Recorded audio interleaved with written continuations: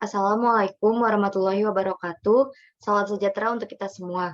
Kami dari kelompok 3 akan mempresentasikan mengenai pengantar manajemen risiko untuk chapter 1 dan chapter 7. Perkenalkan, saya Sylvia Novita dengan NIM 2019-12-11-048. Saya Yenita Harisandi dengan NIM 2019-12-11-012. Dan saya Rosa Virginia. Dara Aprili dengan NIM 2019-12-11-026. Serta saya Wahyu Nur Hayati dengan NIM 2019-12-11-030.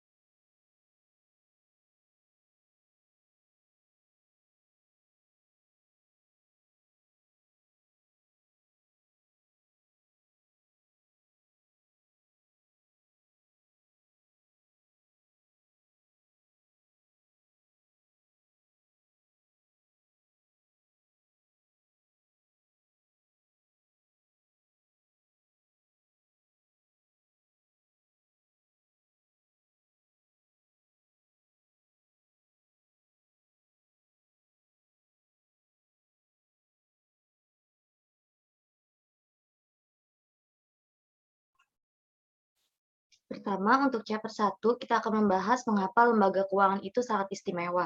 Untuk mata kuliah pengantar manajemen risiko, kami diampu oleh Bapak Dr. Sparta, SE, AK, ME, CA. Next.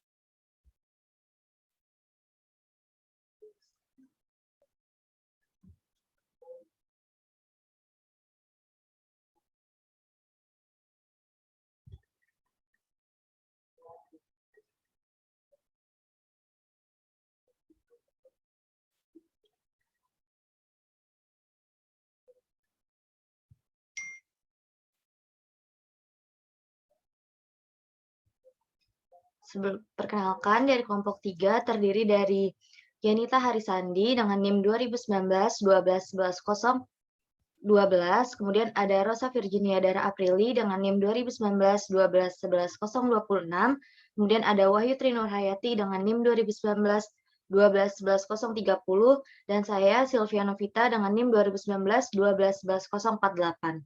Next.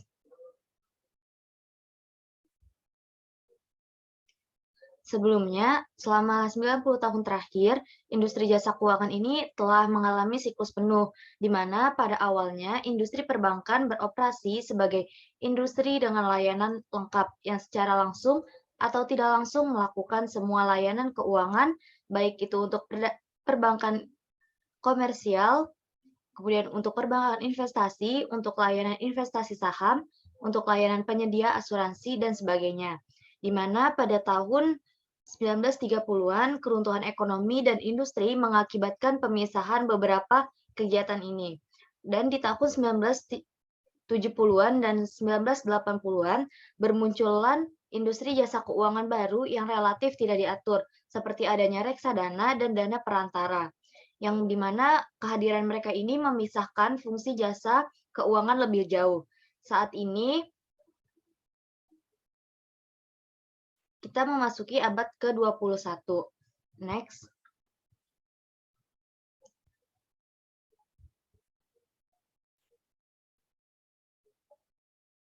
Nah, kita memasuki abad 21 ini adanya hambatan peraturan, teknologi, dan inovasi keuangan yang telah berubah sedemikian rupa sehingga layanan keuangan yang lengkap dapat ditawarkan kembali oleh satu perusahaan jasa keuangan di bawah payung perusahaan induk jasa keuangan. Misalnya, JP Morgan Chase yang mengoperasikan bank komersial, terus dia juga mengoperasikan bank investasi, serta dia juga memiliki untuk JP Morgan Securities, di mana yang menjual reksadana. Serta yang terakhir itu dia juga mempunyai perusahaan asuransi. Selama krisis keuangan di tahun 2008 sampai 2009, perusahaan induk jasa keuangan ini membeli sebuah lembaga tabungan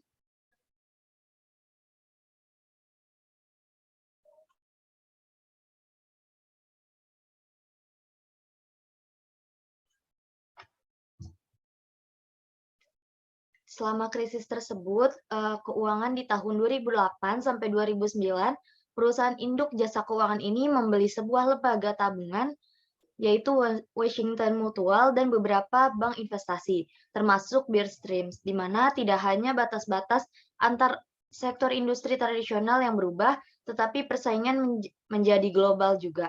Misalnya, JP Morgan Chase ini adalah perusahaan induk jasa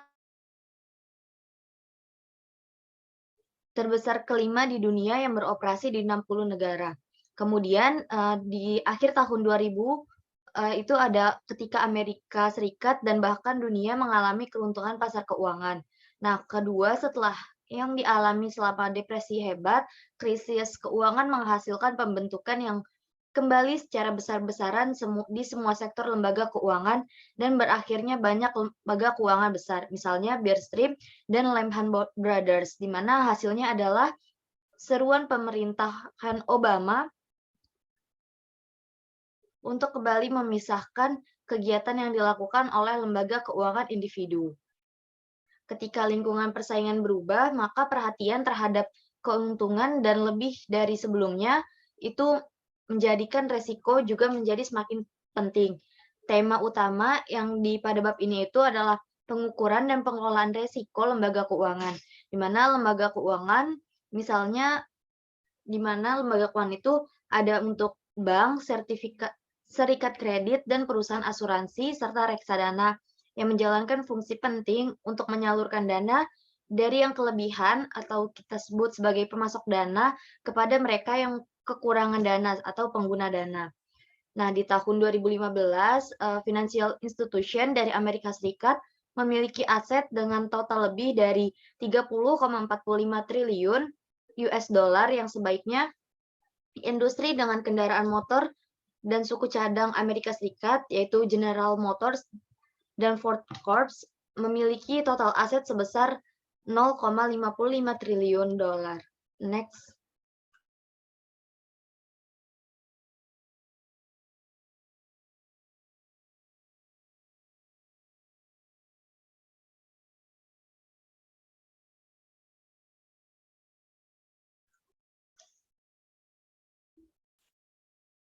Kita mungkin akan mengkategorikan dan mengelompokkan lembaga keuangan dan layanan yang mereka lakukan sebagai perusahaan asuransi jiwa, bank investasi, dan sebagainya yang ada kemungkinan lembaga keuangan menghadapi banyak resiko umum. Nah, secara khusus, semua lembaga keuangan itu memiliki beberapa aset yang berpotensi mengalami gagal bayar atau resiko kredit dan cenderung tidak cocok dengan waktu jatuh tempo yang menyebabkan aset dan kewajiban di neraca mereka menjadi lebih besar atau lebih kecil.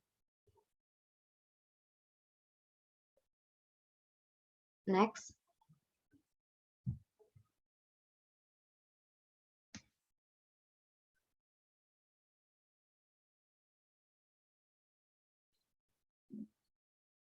Di sini terdapat beberapa resiko umum dan khusus yang mungkin terjadi, di mana yang pertama, semua lembaga keuangan terkena beberapa tingkat penarikan kewajiban atau resiko likuiditas, tergantung pada jenis klaim yang telah mereka jual kepada pemegang kewajiban.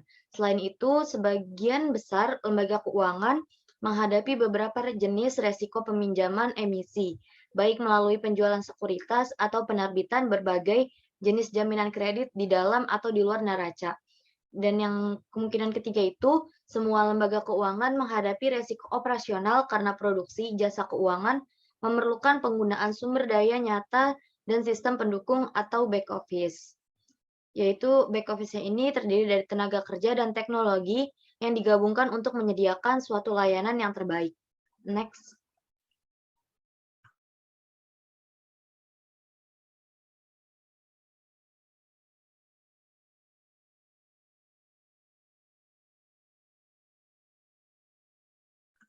Ini ada untuk tabel dari bidang keistimewaan perantara keuangan dalam penyediaan layanan.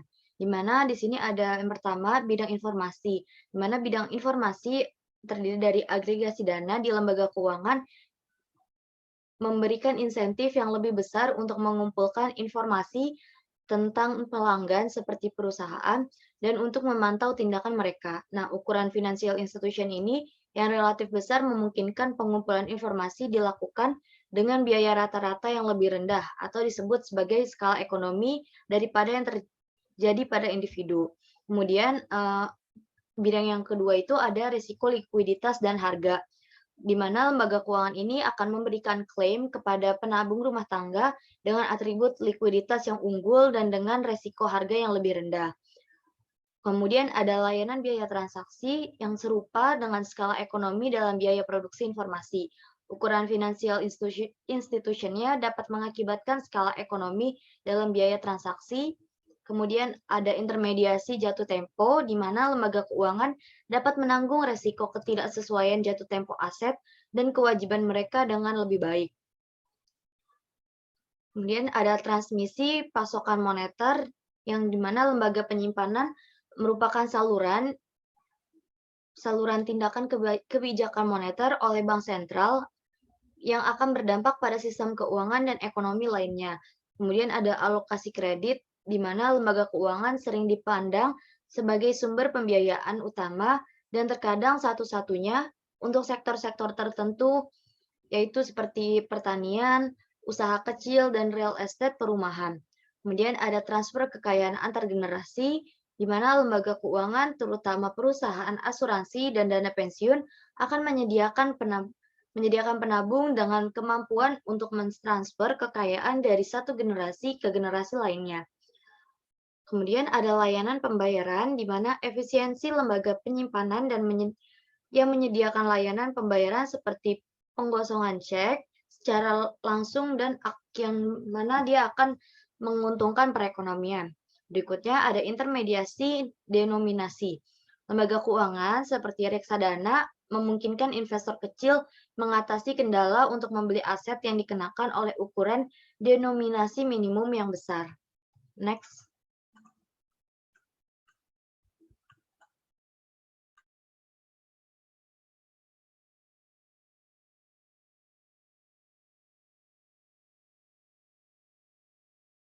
Kita mulai masuk untuk lembaga keuangan, di mana rumah tangga yang menghasilkan tabungan berlebih dengan mengonsumsi lebih sedikit daripada yang mereka peroleh akan memiliki pilihan dasar. Di mana yang pertama itu, mereka dapat menyimpan uang tunai sebagai aset atau berinvestasi dalam sekuritas yang diterbitkan oleh perusahaan. Nah, secara umum, perusahaan itu menerbitkan sekuritas untuk membiayai investasi mereka dalam aset real dan menutupi kesenjangan antara rencana investasi mereka dan tabungan dihasilkan secara internal seperti laba ditahan. Seperti yang sudah dijelaskan pada tabel sebelumnya, bahwa tabungan akan mengalir dari rumah tangga ke perusahaan. Sebagai imbalannya, klaim keuangan, yaitu ekuitas dan surat utang, akan mengalir dari perusahaan ke penabung atau rumah tangga. Dalam perekonomian, jika tanpa lembaga keuangan, maka tingkat aliran dana antara penabung dan rumah tangga serta sektor korporasi kemungkinan akan cukup lebih rendah. Ada beberapa alasan kenapa itu resiko dapat dikatakan lebih rendah. Yang pertama, begitu mereka meminjamkan uang ke perusahaan dengan membeli klaim keuangannya, rumah tangga perlu memantau atau memeriksa tindakan perusahaan itu. Nah, di mana mereka ini tuh harus yakin bahwa manajemen perusahaan tidak melarikan diri atau membuang-buang dana untuk proyek apapun dengan nilai sekarang bersih yang rendah atau negatif, di mana tindakan pemantauan seperti itu sangat mahal untuk setiap rumah tangga. Nah, tentu karena memerlukan waktu dan biaya yang cukup besar untuk mengumpulkan informasi yang cukup berkualitas tinggi. Nah, dibandingkan dengan ukuran investasi rata-rata penabung rumah tangga, mengingat hal ini, kemungkinan besar setiap rumah tangga akan lebih memilih untuk menyerahkan pemantauan kepada orang lain, yang pada akhirnya sedikit atau tidak ada kemungkinan pemantauan yang akan dilakukan. Nah, kurangnya pemantauan yang dihasilkan akan mengurangi daya tarik dan meningkatkan resiko investasi dalam utang serta ekuitas perusahaan. Next.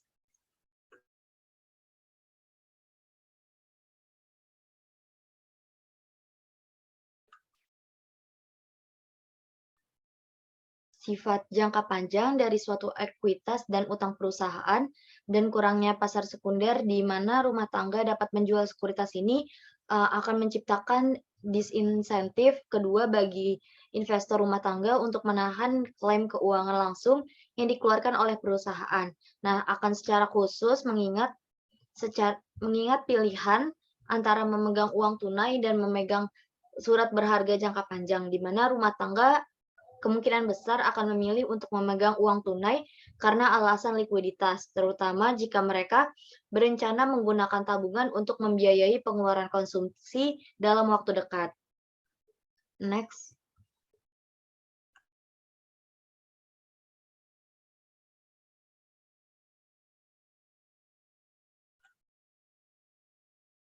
Dengan statement yang pada sebelumnya, akhirnya jika pasar keuangan ada, tapi tanpa adanya financial institution untuk membantu mereka mengelola dananya,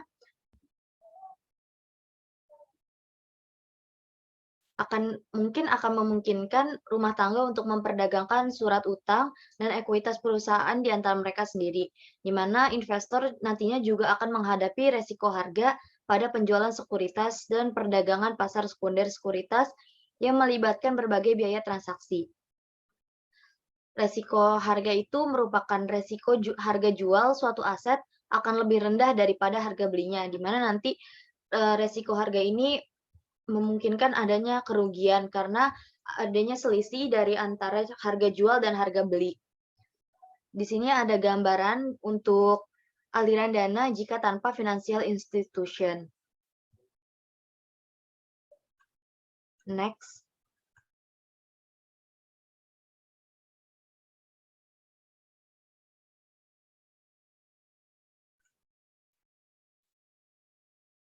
Berikutnya ada fungsi lembaga keuangan sebagai pialang. Fungsi pertama yaitu sebagai fungsi perantara, di mana ketika bertindak sebagai broker murni, lembaga keuangan akan bertindak sebagai agen penabung dengan memberikan layanan informasi dan transaksi.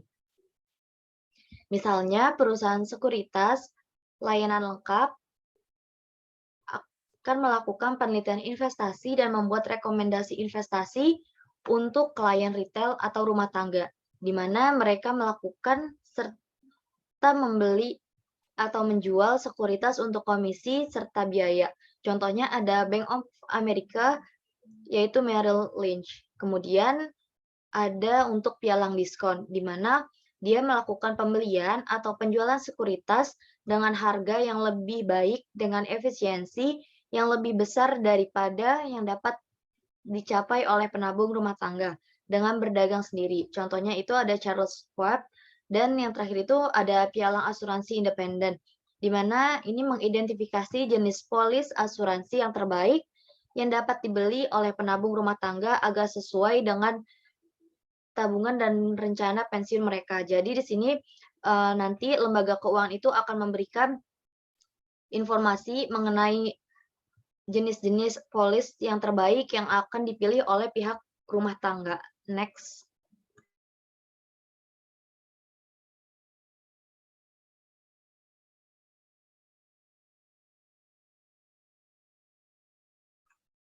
Fungsi yang kedua yaitu lembaga keuangan sebagai transformator aset, di mana fungsi kedua ini merupakan fungsi transformasi aset. Dalam bertindak sebagai transpo aset, lembaga keuangan akan menerbitkan klaim keuangan yang jauh lebih menarik bagi penabung rumah tangga daripada klaim yang dikeluarkan langsung oleh korporasi. Artinya, bagi banyak perusahaan atau bagi rumah tangga, klaim keuangan yang dikeluarkan oleh lembaga keuangan ini nantinya akan mendominasi klaim yang dikeluarkan langsung oleh perusahaan sebagai akibat dari biaya pemantauan yang lebih rendah, kemudian biaya likuiditas yang lebih rendah, dan resiko harga yang lebih rendah. Nah, dalam bertindak sebagai transformator aset ini, lembaga keuangan akan membeli klaim keuangan yang dikeluarkan oleh perusahaan, yaitu misalnya untuk ekuitas, obligasi, dan klaim utang lainnya yang disebut sebagai sekuritas utama.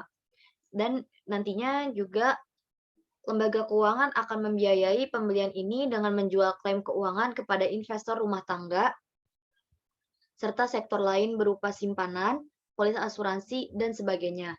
Nah, klaim keuangan dari lembaga keuangan ini dapat dianggap sebagai sekuritas sekunder karena aset ini didukung oleh sekuritas utama yang diterbitkan oleh perusahaan komersial yang pada gilirannya berinvestasi dalam aset nyata. Secara khusus, lembaga keuangan adalah pihak pasar independen yang menciptakan produk keuangan yang nilai tambah bagi klien mereka atau kita sebut sebagai transformasi resiko keuangan. Resiko sekunder di sini maksudnya sebagai surat berharga yang diterbitkan oleh lembaga keuangan dan didukung oleh surat berharga utama. Next.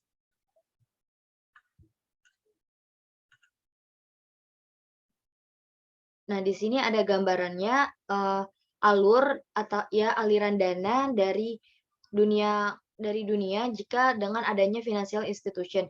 Sangat berbeda apabila dengan yang tanpa financial institution, di mana dengan adanya financial institution, para pihak rumah tangga yang dapat dikatakan minim literasi keuangannya akan terbantu dan mengurangi resiko dengan adanya lembaga keuangan, sehingga resiko yang mereka punya akan jauh lebih kecil daripada mereka menggunakannya atau dengan sendirinya.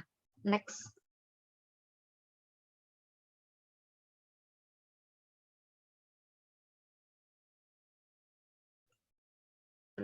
Salah satu permasalahan yang dihadapi oleh rata-rata penabung yang langsung berinvestasi dalam klaim keuangan perusahaan komersial adalah tingginya biaya pengumpulan informasi, di mana penabung rumah tangga itu harus memantau tindakan perusahaan secara tepat waktu dan lengkap setelah membeli obligasi. Nah, kegagalan untuk memantau menghadapkan investor pada biaya keagenan, yaitu resiko bahwa pemilik atau manajer perusahaan akan mengambil tindakan dengan uang penabung yang bertentangan dengan janji yang terkandung dalam perjanjian kontrak sekuritasnya. Nah, biaya pemantauan adalah bagian dari biaya agensi secara keseluruhan, di mana maksudnya ini biaya keagenan itu akan muncul setiap kali agen ekonomi masuk ke dalam kontrak di dunia informasi yang tidak lengkap dan pengumpulan informasi dengan demikian mahal. Nah, semakin sulit dan mahal untuk mengumpulkan informasi, maka semakin besar kemungkinan kontrak yang akan dilanggar. Dalam hal ini, penabung atau yang disebut sebagai prinsipal dapat dirugikan oleh tindakan yang diambil oleh perusahaan peminjam atau yang kita sebut sebagai agen. Next.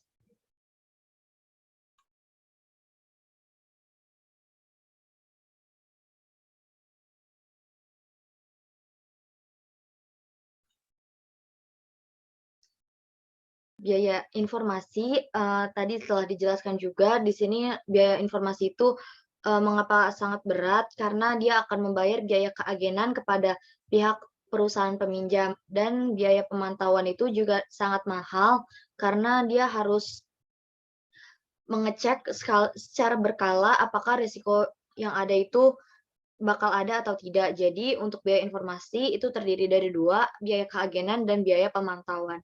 Next.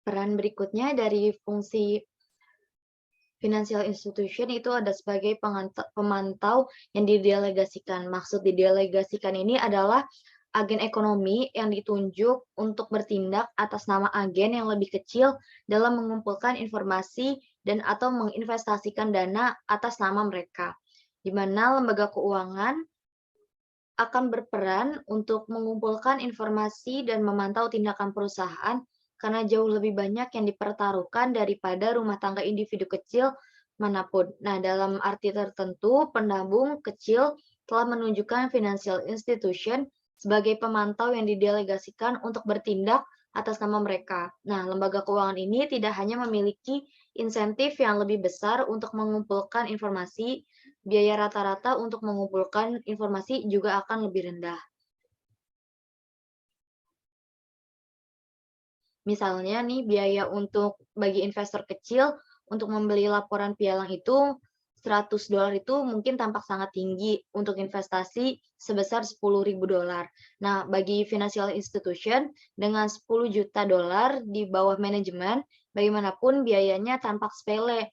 Nah, karena skala ekonomi produksi dan pengumpulan informasi seperti itu cenderung meningkatkan keuntungan bagi penabung yang menggunakan lembaga keuangan daripada menginvestasikan diri mereka secara langsung.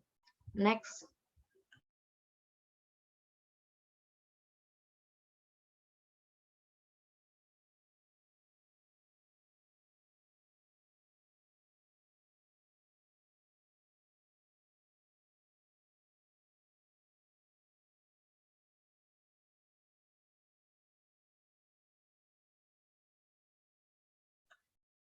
Peran berikutnya yaitu peran sebagai penghasil informasi.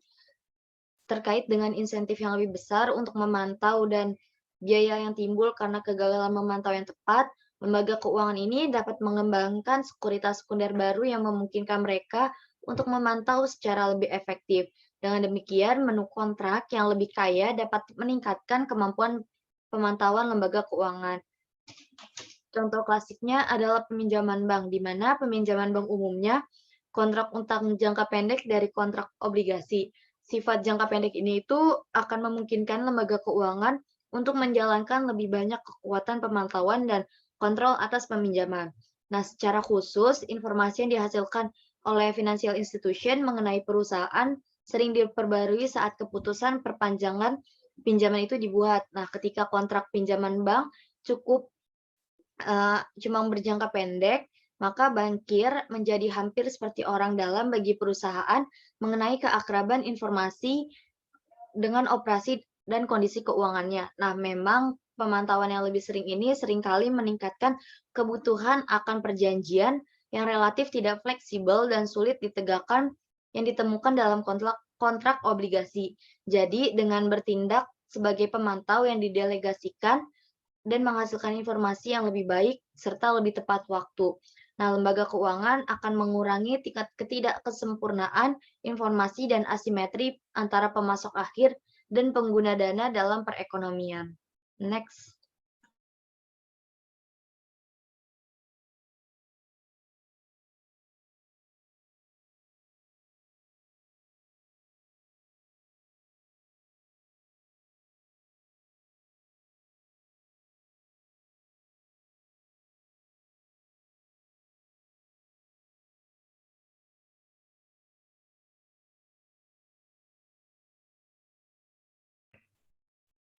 Selanjutnya masuk kepada resiko likuiditas dan harga.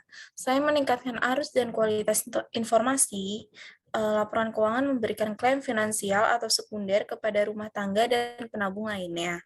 Seringkali klaim ini memiliki atribut likuiditas yang unggul dibandingkan dengan sekuritas utama seperti ekuitas dan obligasi perusahaan. Misalnya, lembaga penyimpanan menerbitkan kontrak transaksi deposito rekening dengan nilai pokok tetap, dan seringkali tingkat bunga yang dijamin yang dapat ditarik segera atas permintaan penabung dari rumah tangga. Reksadana pasar uang menerbitkan saham kepada penabung rumah tangga yang memungkinkan penabung tersebut menikmati kontrak pokok atau seperti deposito yang hampir tetap sementara seringkali mendapatkan suku bunga lebih tinggi daripada deposito bank. Bahkan, perusahaan asuransi jiwa mengizinkan pemegang polis untuk meminjam terhadap polis mereka yang dipegang dengan perusahaan dalam waktu yang sangat singkat. Teka-teki sebenarnya adalah bagaimana LK seperti lembaga penyimpanan dapat menawarkan kontrak resiko harga yang sangat liquid dan rendah kepada penabung di sisi kewajiban neraca mereka sambil berinvestasi dalam sekuritas beresiko harga yang relatif tidak liquid dan lebih tinggi yang diterbitkan oleh perusahaan di sisi aset. Selanjutnya, bagaimana LK dapat cukup percaya diri untuk menjamin bahwa mereka dapat memberikan layanan likuiditas kepada investor dan penabung ketika mereka sendiri berinvestasi dalam portofolio aset berisiko, dan mengapa penabung dan investor harus percaya janji LK tentang likuiditas investasi mereka.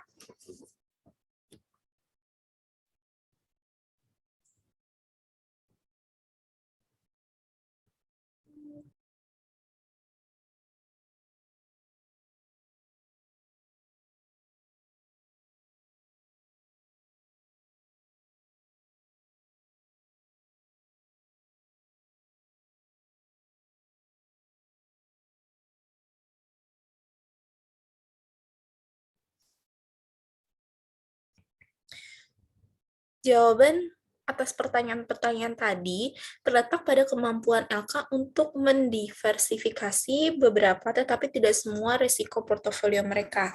Konsep diversifikasi ini sudah tidak asing lagi bagi semua mahasiswa keuangan. Pada dasarnya, selama pengembalian atas investasi yang berbeda tidak berkorelasi positif secara sempurna dengan memanfaatkan manfaat ukuran. LK mendiversifikasi sejumlah besar risiko portofolio, terutama risiko khusus untuk masing-masing perusahaan yang menerbitkan sekuritas tertentu. Memang penelitian telah menunjukkan bahwa investasi yang sama dalam sedikitnya 15 sekuritas dapat membawa manfaat diversifikasi yang signifikan bagi LK dan manajer portofolio. Selanjutnya, karena jumlah sekuritas dalam portofolio aset FI meningkat melebihi 15 sekuritas, resiko portofolio turun, meskipun pada tingkat yang semakin berkurang. Apa yang sebenarnya terjadi di sini adalah bahwa LK mengeksploitasi hukum jumlah besar dalam investasi mereka, mencapai diversifikasi yang signifikan. Sedangkan karena ukurannya yang kecil, banyak penabung rumah tangga dibatasi untuk memegang portofolio yang relatif tidak terdiversifikasi ini. Diversifikasi resiko ini memungkinkan LK untuk memprediksi pengembalian yang diharapkan atas portofolio asetnya dengan lebih akurat. LK yang terdiversifikasi secara domestik dan global mungkin dapat menghasilkan pengembalian yang hampir bebas risiko atas asetnya. Akibatnya, ia dapat memenuhi janjinya kepada rumah tangga untuk memasuk klaim yang sangat liquid dengan risiko harga atau nilai modal yang kecil. Contoh yang baik dari hal ini adalah kemampuan bank untuk menawarkan giro yang sangat liquid dengan nilai pokok tetap sebagai kewajiban, sementara pada saat yang sama berinvestasi dalam pinjaman beresiko sebagai aset. Selama LK cukup besar untuk memperoleh keuntungan dari diversifikasi dan pemantauan, klaim keuangannya cenderung dianggap liquid dan menarik bagi penabung kecil dibandingkan dengan investasi langsung di pasar modal.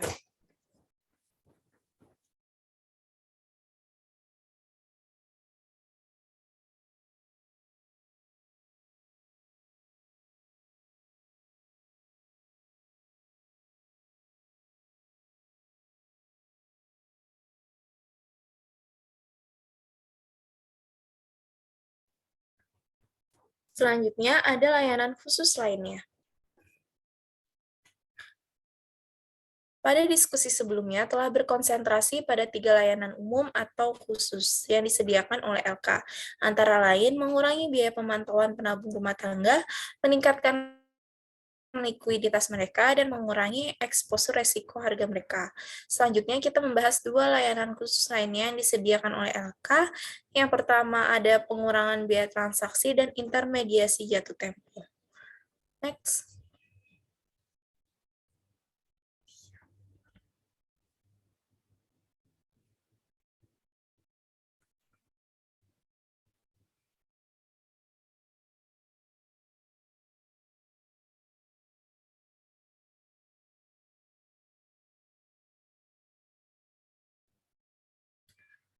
Mengurangi biaya transaksi, seperti halnya LK yang menyediakan skala ekonomi potensial dalam pengumpulan informasi, mereka juga menyediakan skala ekonomi potensial dalam biaya transaksi.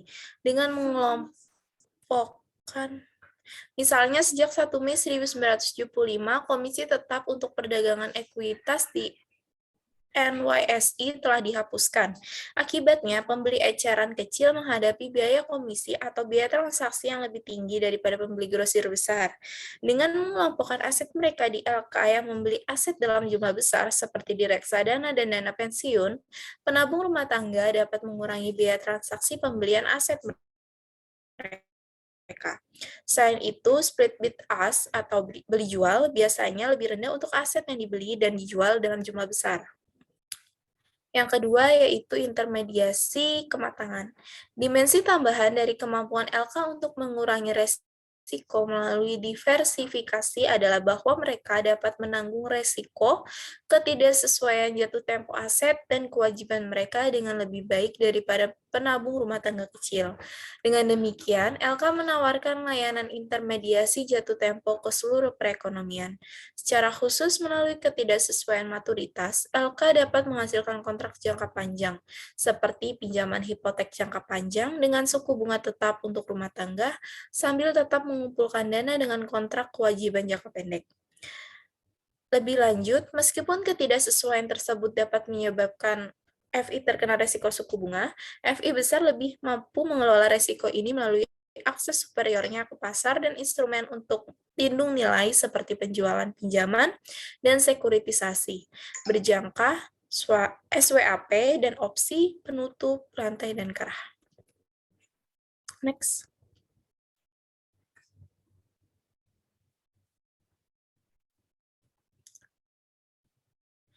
Aspek khusus lainnya yaitu pada sampai batas tertentu, lembaga keuangan ada karena ketidaksempurnaan pasar keuangan.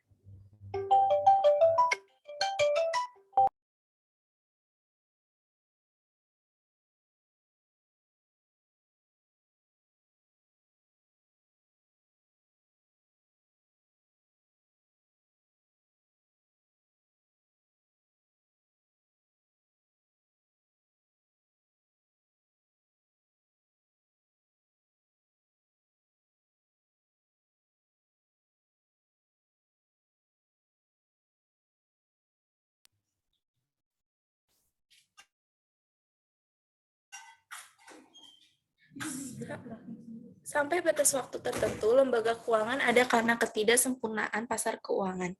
Jika informasi tersedia tanpa biaya bagi semua peserta, penabung tidak memerlukan LK untuk bertindak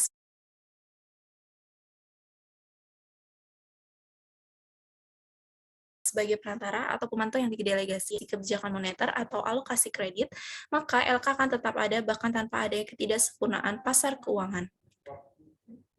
Teori aliran dana menunjukkan 3 alasan utama untuk meyakini bahwa LK itu istimewa, bersama dengan 2 alasan terkait lainnya.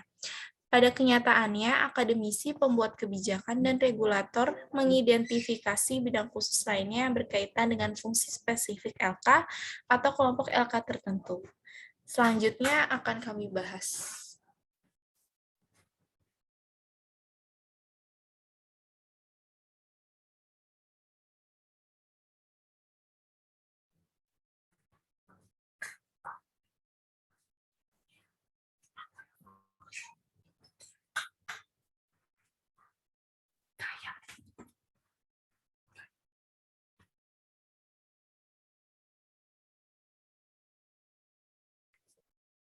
Next.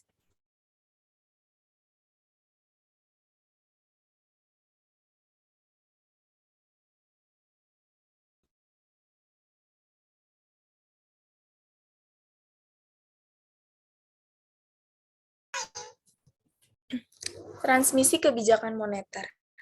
Sifat likuiditas simpanan lembaga penyimpanan menyebabkan Sifat likuiditas simpanan lembaga penyimpanan menyebabkan penerimaannya oleh masyarakat sebagai alat tukar yang paling banyak digunakan dalam perekonomian. Memang, inti dari 2 definisi jumlah uang beredar yang paling umum digunakan yaitu M1 dan M2. Satu, terletak pada kontrak deposito lembaga penyimpanan. Karena kewajiban lembaga penyimpanan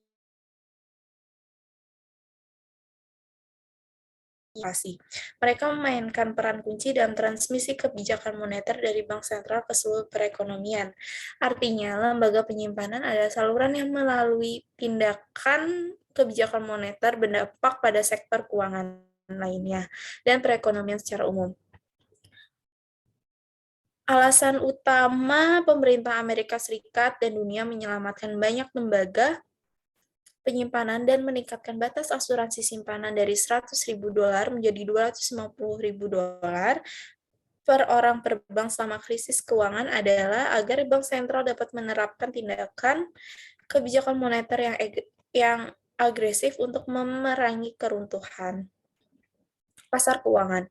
Tindakan kebijakan moneter termasuk operasi pasar terbuka, pembelian dan penjualan sekuritas di pasar sekuritas Treasury AS, pengaturan tingkat diskonto, tingkat yang dikenakan pada pinjaman lender of last reserve dari Federal Reserve, dan pengaturan persyaratan cadangan atau jumlah minimum yang harus dimiliki lembaga penyimpanan aset cadangan untuk mendukung simpanan yang dimiliki sebagai kewajiban di neraca mereka. Lampiran tersebut untuk bab ini selanjutnya ada oleh Federal Reserve untuk menerapkan kebijakan moneter. Next.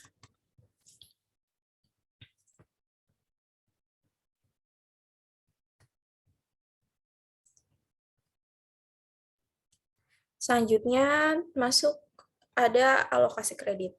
Alasan lebih lanjut, LK sering dianggap istimewa adalah karena mereka adalah sumber utama dan terkadang satu-satunya sumber pembiayaan untuk sektor ekonomi tertentu yang telah diidentifikasi sebelum sebagai membutuhkan pembiayaan khusus.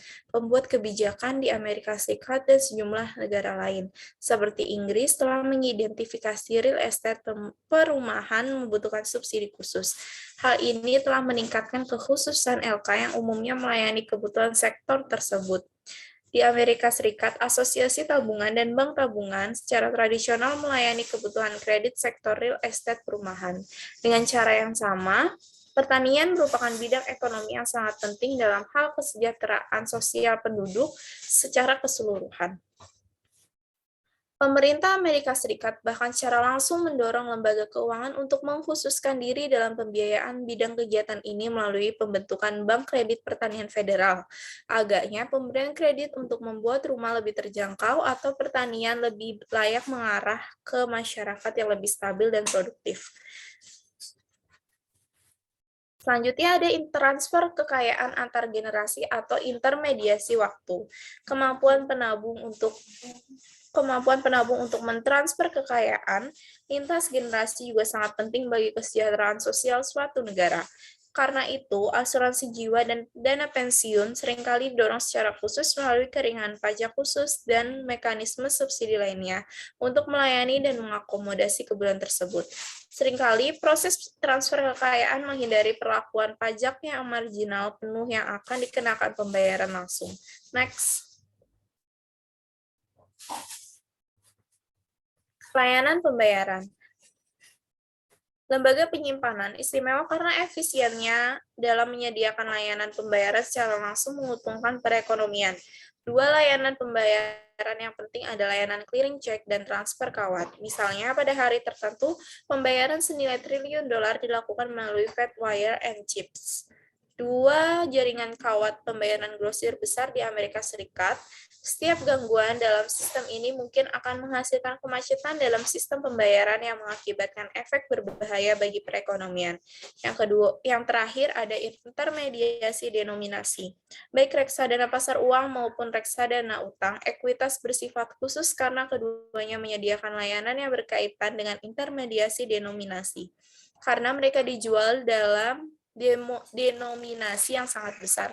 Banyak aset berada di luar jangkauan penabung individu atau akan mengakibatkan penabung memegang portofolio aset yang sangat tidak terdiversifikasi.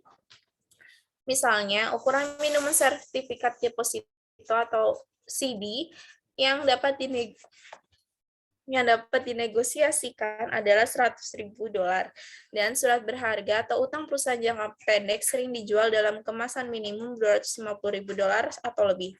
Secara individual, penabung mungkin tidak dapat membeli instrumen tersebut, namun dengan membeli saham di reksadana pasar uang bersama dengan investor kecil lainnya, penabung rumah tangga mengatasi kendala untuk membeli aset yang disebabkan oleh ukuran denominasi minimum yang besar.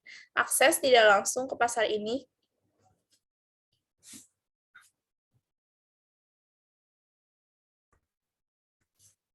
Akses tidak langsung ke pasar ini memungkinkan penabung kecil untuk menghasilkan pengembalian yang lebih tinggi pada portofolio mereka juga.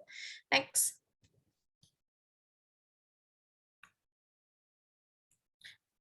Masuk ke bab selanjutnya yaitu khusus dan regulasi.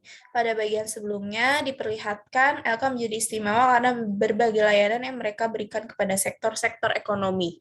Kegagalan untuk menyediakan layanan ini atau gangguan dalam penyediaannya yang efisien dapat merugikan sumber utama rumah tangga dan pengguna perusahaan tabungan. Krisis keuangan pada akhir tahun 2000-an adalah contoh utama bagaimana gangguan dalam penyediaan layanan keuangan dapat melumpuhkan pasar keuangan di seluruh dunia. Dan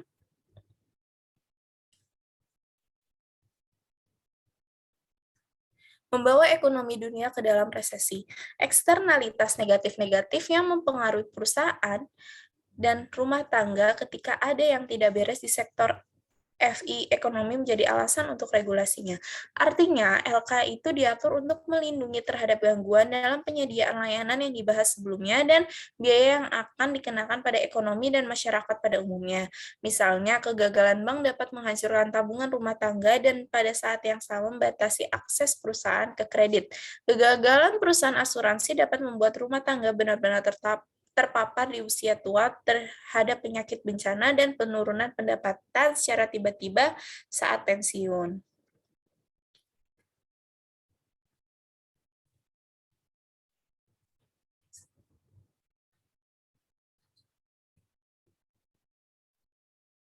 Regulasi merupakan upaya untuk meningkatkan manfaat kesejahteraan sosial dan mengurangi biaya sosial dari penyediaan layanan LK.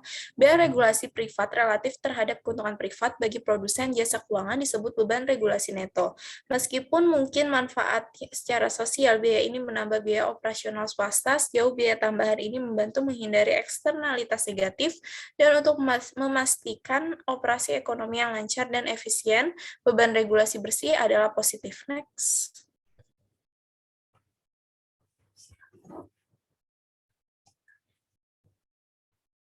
Peraturan keselamatan dan kesehatan itu untuk melindungi deposan dan peminjam terhadap resiko kegagalan LK karena misalnya kurangnya diversifikasi dalam portofolio aset, regulator telah mengembangkan lapisan mekanisme perlindungan.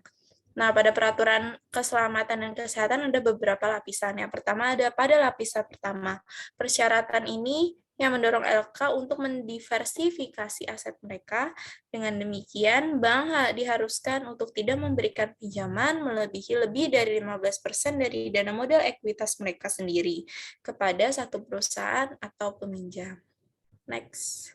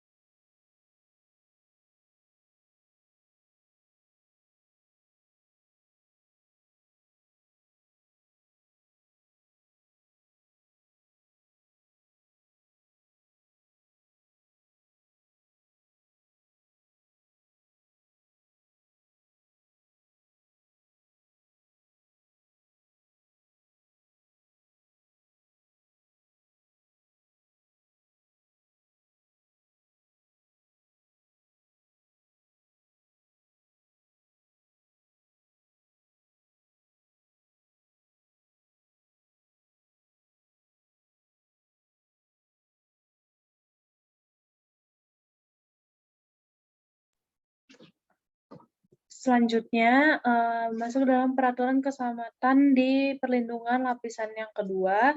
Di sini itu menyangkut tingkat minimum modal atau dana ekuitas yang harus disumbangkan oleh pemilik LK untuk mendanai operasinya. Misalnya itu regulator bank dan asuransi prihatin. Dengan rasio minimum modal terhadap risiko aset.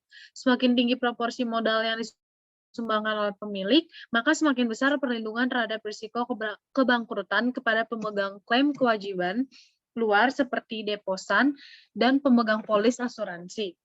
Hal ini karena kerugian pada portofolio aset, misalnya kurangnya diversifikasi secara hukum ditanggung oleh pemegang ekuitas terlebih dahulu, dan hanya setelah ekuitas benar-benar dihapuskan oleh pemegang kewajiban luar.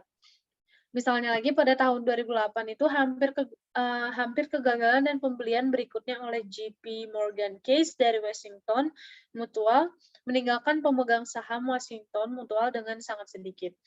Akibatnya, dengan variasikan tingkat modal ekuitas yang diperlukan, regulator FI dapat secara langsung mempengaruhi tingkat exposure resiko yang dihadapi oleh pemegang klaim non-equity di LK. Next.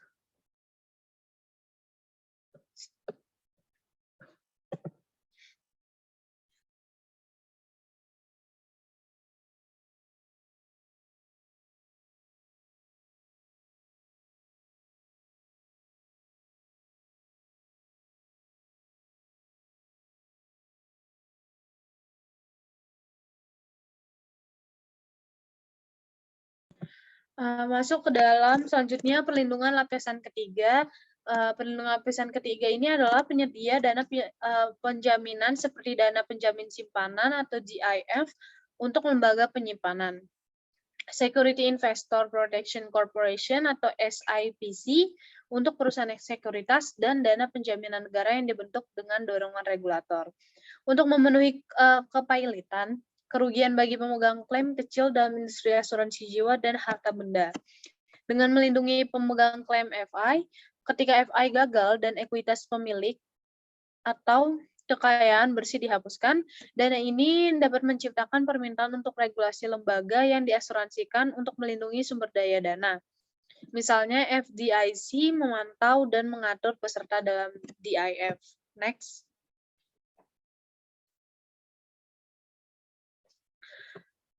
Selanjutnya yang terakhir itu ada pelindungan yang keempat, lapisan yang keempat, di mana pengawasan lapisan keempat ini merupakan regulasi yang berupa pengawasan itu sendiri. Regulator mewajibkan semua LK, baik bank, perusahaan sekuritas atau perusahaan asuransi pada berbagai tingkat pemantauan dan pengawasan.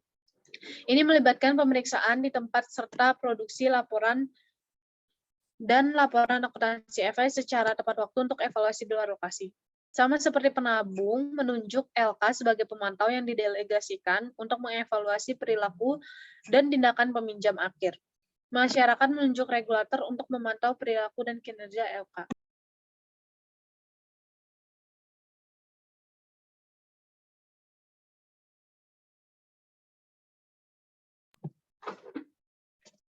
Sama seperti penabung menunjuk LK sebagai pemantau dan didelegasikan, banyak dari perubahan peraturan yang diusulkan sebagai reaksi terhadap krisis keuangan, termasuk peningkatan signifikan dalam pemantauan dan pengawasan lembaga keuangan manapun yang kegagalannya dapat memiliki efek sistematik yang serius.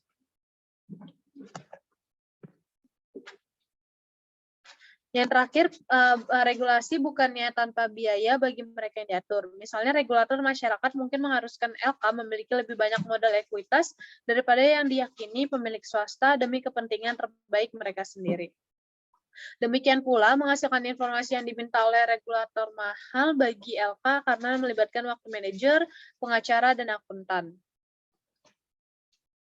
Jumlah informasi yang optimal secara sosial mungkin berbeda dari jumlah optimal pribadi LK. Seperti disebutkan sebelumnya, perbedaan antara manfaat swasta bagi LK karena diatur seperti jaminan dana asuransi dan biaya pribadi yang dihadapinya karena mematuhi peraturan. Next.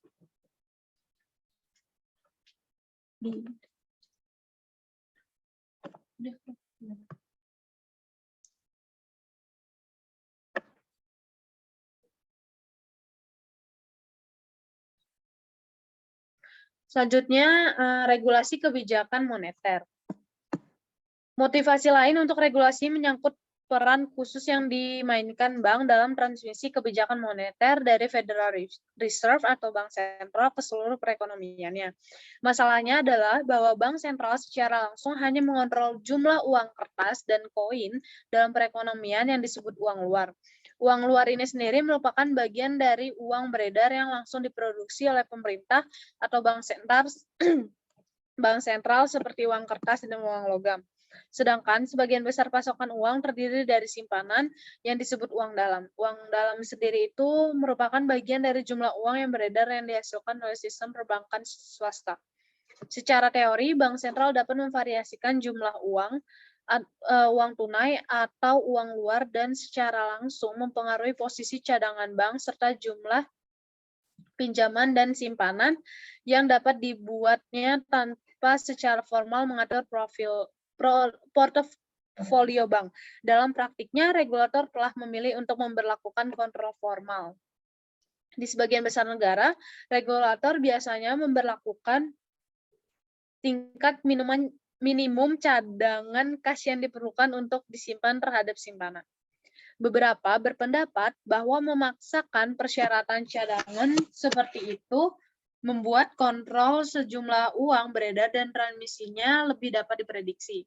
Cadangan tersebut juga menambah beban regulasi bersih FI jika lebih dari yang diyakini lembaga yang diperlukan untuk tujuan likuiditasnya sendiri.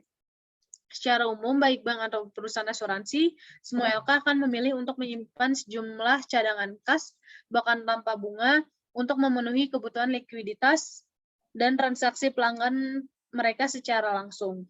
Namun, untuk LK yang dikelola dengan baik, tingkat optimal ini biasanya rendah. Tidak membayar bunga atau yang sangat kecil atas cadangan wajib. Akibatnya, LK sering melihat cadangan yang diperlukan mirip dengan pajak dan sebagai biaya positif untuk melakukan intermediasi. Next.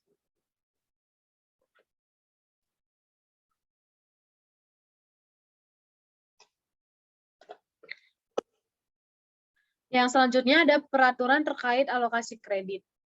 Regulasi alokasi kredit mendukung pinjaman LK ke sektor-sektor yang penting secara sosial seperti perumahan dan pertanian. Peraturan ini mungkin mengharuskan LK untuk memiliki aset dalam jumlah minimum di satu sektor ekonomi tertentu atau untuk menetapkan tingkat bunga, harga, atau biaya maksimum untuk mensubsidikan sektor-sektor tertentu. Contohnya pembatasan aset termasuk tes pemberi pinjaman barang bekas yang memenuhi syarat QTL yang mengharuskan barang bekas yaitu lembaga tabungan untuk menahan 65% aset mereka dalam aset terkait hipotek perumahan untuk mempertahankan piagam barang bekas dan peraturan asuransi seperti yang ada di negara bagian New York yang menetapkan jumlah maksimum aset asing atau internasional di mana perusahaan asuransi dapat berinvestasi.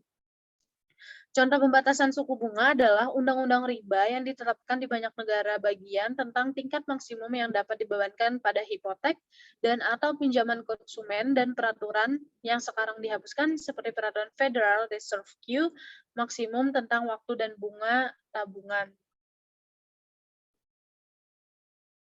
Pembatasan harga dan kuantitas seperti itu mungkin memiliki pembenaran dan atas dasar kesejahteraan sosial, terutama jika masyarakat memiliki preferensi untuk sektor perumahan dan pertanian yang kuat. Namun mereka juga dapat merugikan LK yang harus menanggung biaya pribadi untuk pemenuhan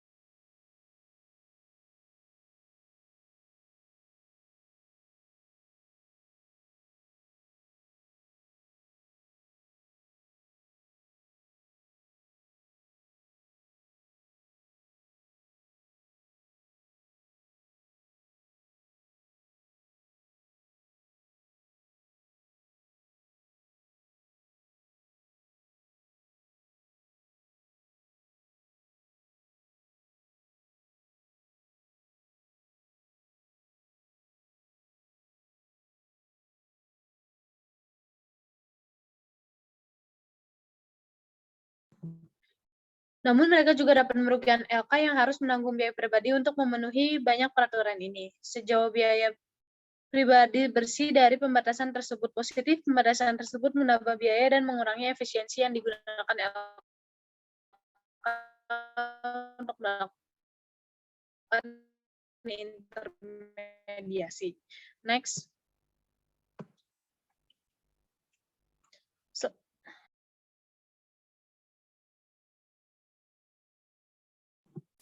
Selanjutnya masuk ke dalam peraturan perlindungan konsumen. Banyak analis yang percaya undang-undang yang cukup besar pada LK tanpa memberikan kompensasi manfaat sosial yang meningkatkan akses yang sama ke pasar hipotek dan pinjaman.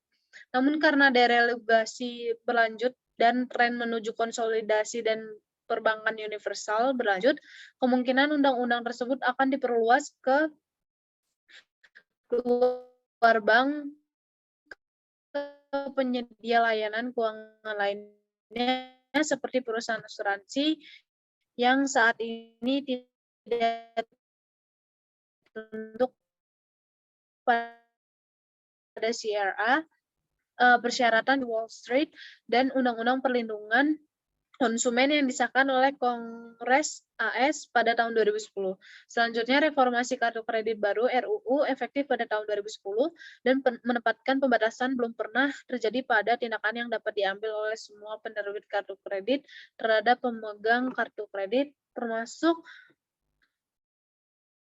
dalam RUU tersebut adalah batasan kenaikan suku bunga yang diperolehkan selama tahun pertama, batasan biaya dan denda yang dikenakan oleh perusahaan kartu kredit, perlindungan terhadap kenaikan suku bunga yang sewenang-wenang, ketentuan yang memberikan waktu yang cukup bagi pemegang kartu kredit untuk membayar tagihan mereka. Next. Selanjutnya ada peraturan perlindungan investor. Sejumlah besar undang-undang melindungi investor yang menggunakan bank investasi secara langsung untuk membeli sekuritas atau secara tidak langsung mengakses pasar sekuritas melalui investasi di reksadana atau dana pensiun. Berbagai undang-undang melindungi investor dari penyalahgunaan seperti perdagangan orang dalam, kurangnya pengungkapan, penyimpangan langsung, dan pelanggaran tanggung jawab fidusia. Perundang-undangan penting yang mempengaruhi bank investasi dan reksadana termasuk Securities Act tahun 1933 dan 34, Investment Company Act tahun 1940, dan Wall Street Reform and Consumer Protection Act tahun 2010. Seperti halnya Undang-Undang Perlindungan Konsumen, kepatuhan terhadap tindakan ini dapat membedakan beban regulasi bersih pada LK. Next.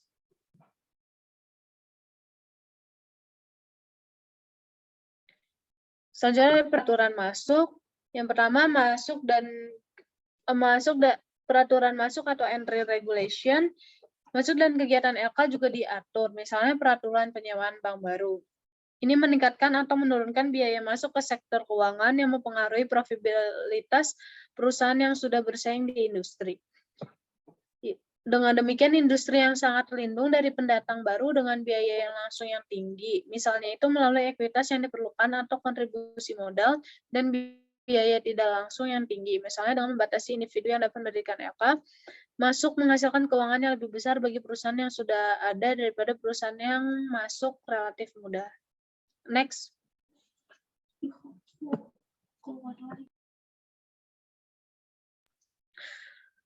Untuk yang selanjutnya adanya dinamika khusus yang berubah. Setiap saat, setiap LK memasok serangkaian layanan keuangan terkait pialang, terkait transformasi aset atau keduanya, dan tunduk pada beban regulasi bersih yang diberikan.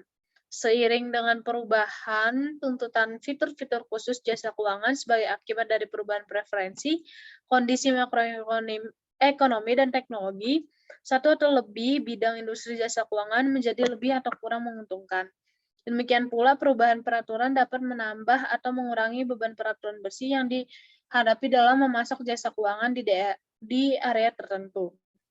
Tekanan permintaan biaya dan peraturan ini tercermin dalam perubahan pangsa pasar di berbagai bidang jasa keuangan seiring dengan berkembangnya beberapa kontrak dan lainnya. Jelas LK yang ingin bertahan dan makmur harus fleksibel untuk pindah ke area layanan keuangan yang berkembang dan jauh dari area yang berkontraksi. Jika pembatasan aktivitas regulasi menghambat atau mengurangi fleksibilitas yang dapat digunakan LK untuk mengubah bauran produk mereka, hal ini akan mengurangi kemampuan kompetitif mereka dan efisiensi layanan keuangan yang diberikan. Next. Di sini ada tabel 1.2 yang menunjukkan perubahan pangsa total aset di industri jasa keuangan AS dari tahun 1860 hingga 2015 yang ini merupakan tren di Amerika Serikat. Sebelah tren penting terlihat jelas, yang paling jelas adalah penurunan total pangsa lembaga penyimpanan sejak Perang Dunia Kedua. Secara khusus, pangsa bank komersil menurun 54,5 menjadi 35,8% antara tahun 1948 dan 2015. Sementara pangsa barang bekas turun dari 12 menjadi 6,7% selama periode yang sama. Dengan demikian, layanan yang diberikan oleh lembaga penyimpanan menjadi relatif kurang signifikan sebagai bagian dari semua layanan yang diberikan oleh LK. Tren peningkatan yang paling dramatis adalah meningkatnya pangsa perusahaan investasi, reksadana, dan reksadana pasar uang, meningkatkan pangsa mereka dari 0,3 menjadi 22,6% antara tahun 1948 dan 2015. Perusahaan investasi berbeda dari bank dan perusahaan asuransi karena mereka memberikan penabung lebih mudah akses ke pasar sekuritis langsung. Mereka melakukan dengan mengeksploitasi keunggulan komparatif dari ukuran dan diversifikasi dengan transformasi klaim keuangan seperti transformasi maturitas menjadi perhatian yang lebih rendah. Dengan demikian, reksadana terbuka membeli saham dan obligasi secara langsung di pasar keuangan dan menerbitkan saham penabung yang nilainya terkait secara pro rata langsung dengan nilai portofolio aset reksadana. Demikian pula reksadana pasar uang berinvestasi dalam aset keuangan jangka pendek seperti surat berharga, CD, dan tagihan treasury, dan menerbitkan saham yang berkaitan langsung dengan nilai portofolio yang mendasarinya. Sejauh dana ini terdiversifikasi secara efisien, mereka juga akan menawarkan perlindungan risiko, harga, dan layanan likuiditas. Next. Untuk materi selanjutnya akan disampaikan oleh Yanita. Terima kasih. Sebelumnya, terima kasih atas pemaparan dari Sylvia, Rosa, dan Wahyu. Selanjutnya, saya akan melanjutkan materi selanjutnya, masih di future trend atau tren dari Amerika Serikat. Yang pertama ini ada bangkitnya perusahaan induk jasa keuangan, di mana sejauh ini pasar jasa keuangan efisien dan tren mencerminkan suatu kekuatan dari permintaan dan penawaran. Mereka menunjukkan salah satu tren, yaitu penabung atau investor akan semakin memilih investasi yang sangat mirip dengan investasi terdiversifikasi di pasar sekuritas langsung daripada klaim keuangan yang diubah yang ditawarkan oleh lembaga keuangan tradisional. Nah, investasi terdiversifikasi itu apa sih? Kita sendiri sudah mempelajari di mata kuliah manajemen investasi bahwa diversifikasi investasi merupakan bagian dari alokasi aset, atau lebih jelasnya lagi, diversifikasi investasi adalah suatu cara untuk mengurangi resiko investasi yang tidak fokus ke satu instrumen saja. Nah, tujuannya sendiri untuk meminimalisir suatu kerugian dan memaksimalkan keuntungan yang didapatkan oleh investor. Makanya sering kita lihat ada istilah dari expected return. Nah, expected return ini merupakan suatu keuntungan yang diharapkan oleh seorang investor ini. Next. Selanjutnya ada pergeseran dari pengukuran dan manajemen risiko dan krisis keuangan. Di dalam model perbankan tradisional yang dikenal dengan organic and hold model, Di sini bank mungkin enggan untuk mengejar peminjam secara agresif dengan kualitas kredit yang rendah karena adanya kemungkinan dari gagal bayar. Nah, perekonomian bergantung pada lembaga keuangan untuk bertindak sebagai spesialis dalam pengukuran dan manajemen risiko. Pentingnya hal ini ditunjukkan setelah lembaga keuangan gagal menjalankan fungsi kritis ini selama krisis keuangan global. Nah, hasilnya adalah kehancuran pasar kredit di seluruh dunia serta peningkatan tingkat volatilitas pasar ekuitas. Nah, ketika lembaga keuangan gagal melakukan pengukuran risiko dari kritis dan fungsi manajemen, akibatnya nanti yang ditimbulkan adalah krisis kepercayaan yang mengganggu pasar keuangan. Nah, balik lagi ke awal, karena ada krisis kepercayaan dari bank ini yang nantinya mungkin enggan untuk mengejar debitur secara agresif dengan kualitas kredit yang rendah karena tidak takut untuk kredit tersebut gagal bayar. Next.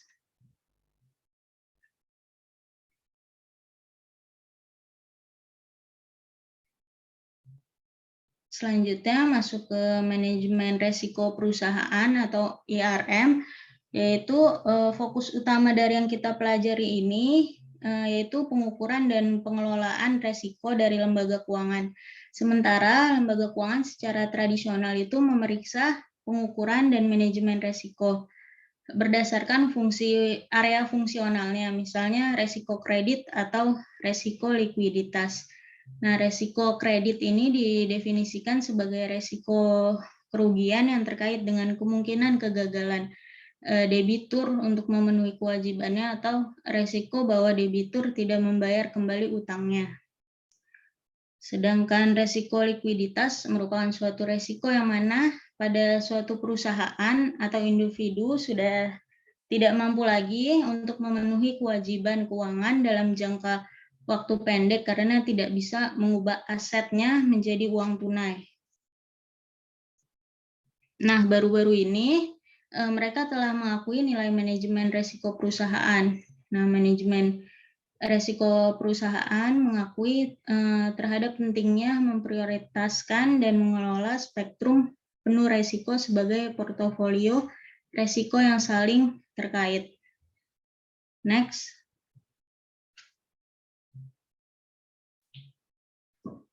Proses ini juga berupaya untuk menanamkan manajemen risiko sebagai komponen dalam semua keputusan penting di seluruh lembaga keuangan. Lalu, manajemen risiko perusahaan menjadi yang terdepan bagi banyak lembaga keuangan selama masa krisis keuangan tersebut ketika praktik manajemen risiko mereka berada di bawah pengawasan ketat. Nah, banyak lembaga keuangan yang telah berinvestasi besar-besaran dalam pengukuran risiko dan sistem manajemen tingkat lanjut, namun mereka ini gagal mendeteksi atau gagal dalam mengendalikan eksposur risiko yang mengarah pada krisis. Nah, kegagalan ini menghasilkan pemeriksaan yang signifikan tentang apa yang salah dengan sistem dan praktik dari manajemen risiko. Contohnya itu ada krisis keuangan, regulator lembaga keuangan yang global seperti Basel Committee on Banking Supervision, di mana telah bergerak untuk mengatasi budaya risiko, pengaturan selera risiko, dan tata kelola risiko secara lebih eksplisit dalam standar peraturan. Nah, ini tidak terjadi sebelum krisis ketika penekanan ditempatkan pada proses dan sistem manajemen risiko. Mereka percaya bahwa ini seharusnya sudah cukup. Nah, sebelum krisis keuangan lembaga keuangan, sebagian besar gagal untuk memperhitungkan keputusan dari manajemen senior yang pada akhirnya itu nantinya akan mempengaruhi dari risiko yang diambil atau ditoleransi oleh perusahaannya ini sendiri. Nah, sebaliknya, kemajuan dalam manajemen risiko itu telah menghasilkan disiplin yang sangat fokus pada analitis yang sebagian besar itu mengabaikan pendorongan fundamental pengambilan resiko yang berakar pada karakteristik perilaku yang lebih halus. Nah, dengan menggunakan kerangka kerja IRM ini, keputusan mencakup bagaimana target kinerja ditetapkan untuk para stafnya, bagaimana struktur insentif dirancang, dan status serta sumber daya yang disediakan untuk fungsi manajemen risiko dalam lembaga keuangan.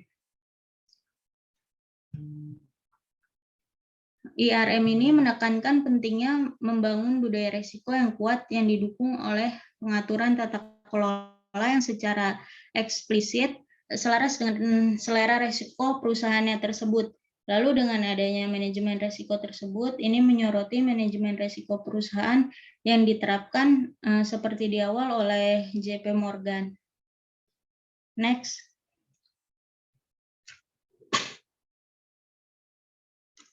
Selanjutnya pertumbuhan dalam perdagangan online dan fintech. Di sini financial technology mengacu pada penggunaan teknologi untuk memberikan solusi keuangan dengan cara bersaing dengan lembaga keuangan atau bank. Salah satu contoh fintech itu yaitu cryptocurrency yang jenisnya itu ada yang namanya Bitcoin dan blockchain. Nah, fintech merupakan sebuah inovasi pada industri jasa keuangan yang memanfaatkan penggunaan teknologi. Nah, produk fintech biasa itu berupa suatu sistem yang dibangun guna menjalankan mekanisme transaksi keuangan yang spesifik. Inovasi dalam fintech adalah perusahaan yang bergerak di bidang jasa keuangan yang menggunakan teknologi untuk mempercepat dan mempermudah akses aspek layanan keuangan yang disediakan. Nah, pada mata kuliah di DigiBank ini, kita juga udah mempelajari secara mendalam tentang kategori-kategori fintech, ada crowdfunding, ada microfinancing, ada peer-to-peer lending, ada digital payment system. Nah, namun meskipun banyak jasa yang ditawarkan oleh fintech ini, dia tidak akan pernah menyamakan kedudukan dari bank. Karena jika fintech tidak ada, bank tidak akan terpengaruh. Sedangkan jika bank tidak beroperasi, fintech nantinya akan lumpuh. Next.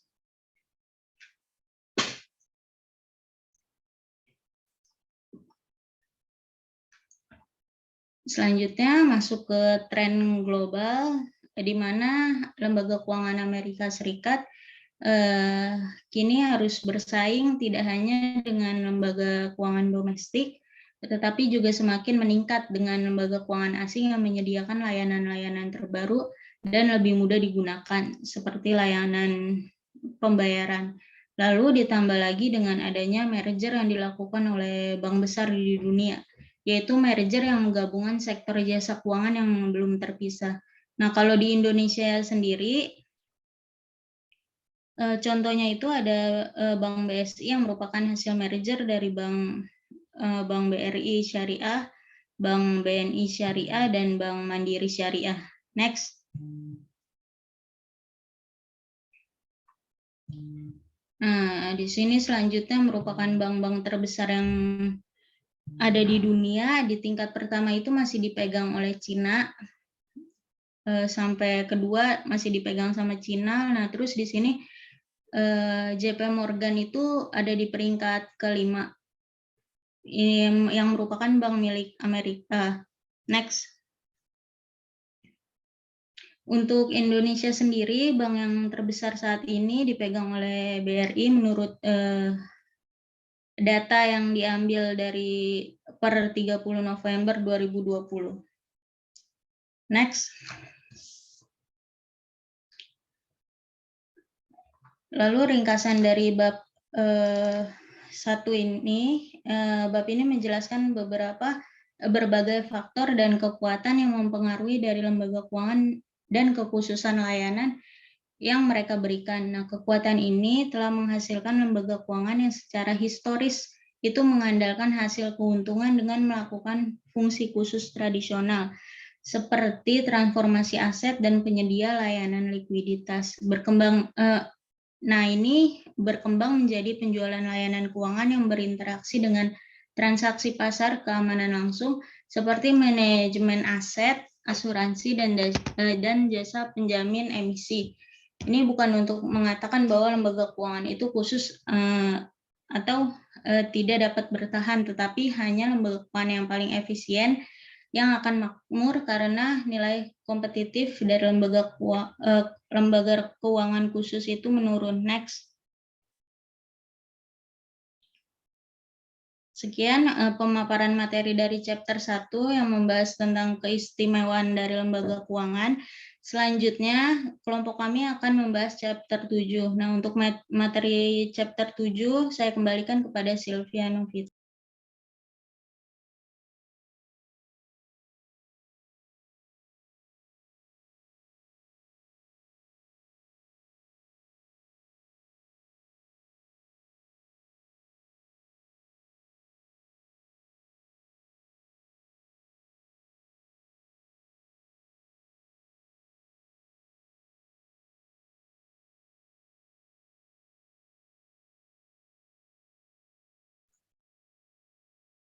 Baik, terima kasih Yanita. Berikutnya kita akan membahas mengenai chapter 7 yaitu Resiko Financial Institution. Next.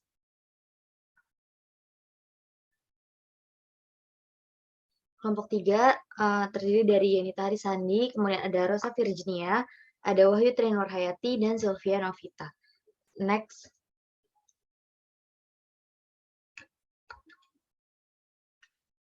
Seperti yang sudah dibahas di pada chapter 1, tujuan utama dari manajemen lembaga keuangan adalah untuk meningkatkan keuntungan lembaga keuangan bagi pemiliknya. Namun, ini sering datang dengan mengorbankan peningkatan resiko. Nah, resiko yang dihadapi itu di dalam lembaga keuangan ada 9 resiko. Yang pertama ada resiko suku bunga, ada resiko kredit, resiko likuiditas, resiko valuta asing, resiko negara, resiko pasar, resiko off balance sheet, dan resiko teknologi dan operasional, serta resiko kebangkrutan. Resiko ini akan kita jelaskan satu persatu di next berikutnya. Boleh di next. Ini ada ringkasan untuk resiko yang dihadapi oleh lembaga keuangan. Yang pertama, resiko suku bunga. Resiko ini resiko yang ditanggung oleh lembaga keuangan saat jatuh tempo, aset, dan kewajibannya itu tidak cocok. Yang kedua, resiko kredit, di mana resiko yang dijanjikan arus kas dari pinjaman dan surat berharga yang dimiliki oleh lembaga keuangan dapat tidak dibayar penuh. Kemudian ada resiko likuiditas, resiko lonjakan penarikan kewajiban yang tiba-tiba mungkin mengharuskan lembaga keuangan untuk melikuidasi aset dalam waktu yang sangat singkat dan dengan harga di bawah harga pasar yang wajar. Kemudian ada resiko nilai tukar mata uang. Resiko ini menyatakan bahwa perubahan nilai tukar dapat mempengaruhi nilai mata uang asing dari aset dan kewajiban financial institution dalam mata uang non-domestik. Kemudian ada resiko negara atau kedaulatan resiko.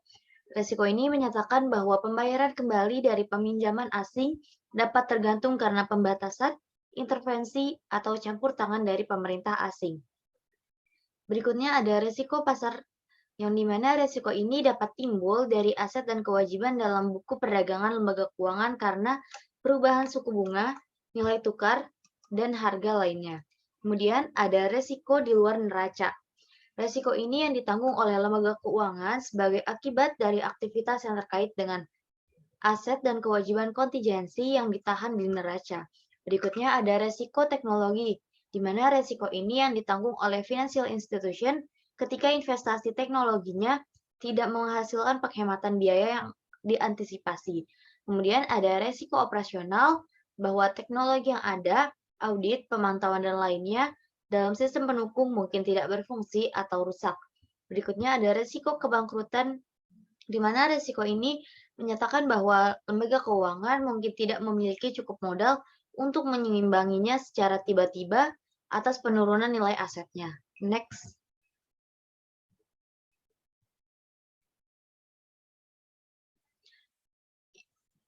Yang ini ada contohnya dari dampak dari sebuah suku bunga yang meningkatkan pada keuntungan financial institution saat jatuh tempo asetnya melebihi kematangan dari kewajibannya.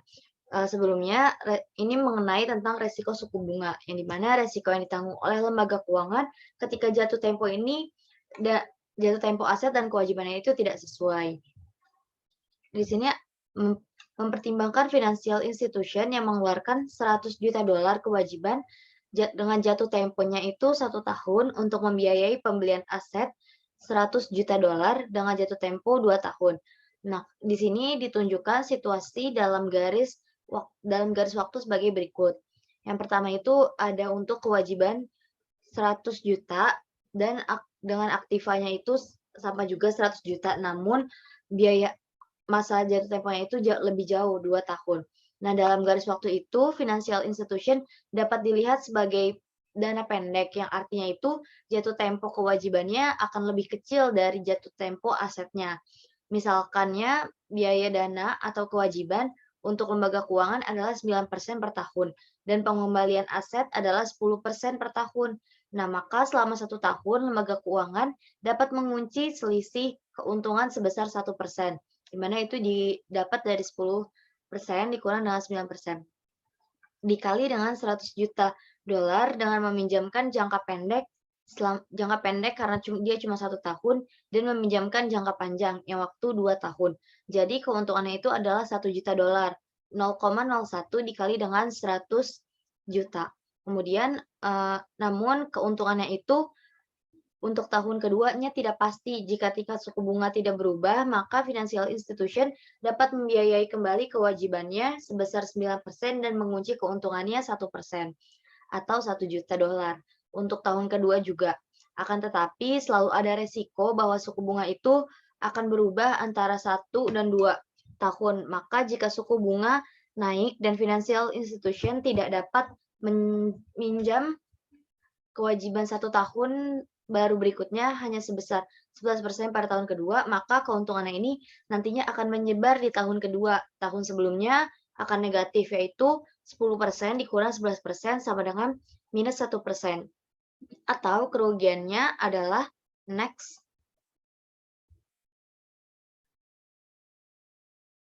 Kerugiannya adalah sebesar 1 juta, yaitu minus 0,01 dikali dengan 1 juta dolar. Nah, spread positifnya yang diperoleh pada tahun pertama adalah oleh lembaga keuangan dari memegang aset dengan jatuh tempo yang lebih lama dari kewajibannya akan diimbangi oleh spread negatif pada tahun kedua.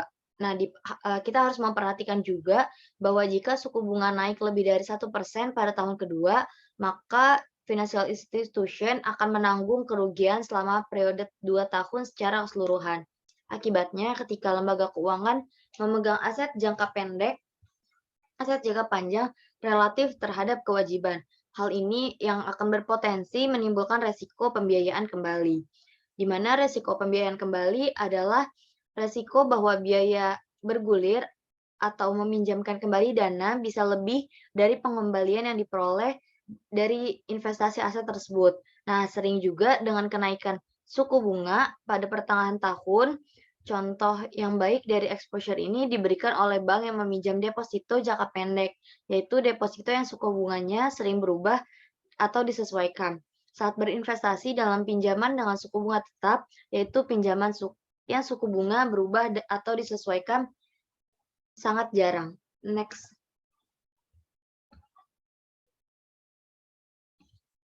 Nah, berikutnya selain potensi risiko pembiayaan kembali atau reinvestasi yang sering terjadi ketika suku bunga berubah, lembaga keuangan juga menghadapi risiko nilai pasar, di mana nilai pasar atau nilai wajar ini fair value atas suatu aset atau liabilitas secara konseptual sama dengan nilai sekarang dari arus kas saat ini dan arus kas masa depan dari aset atau liabilitas tersebut.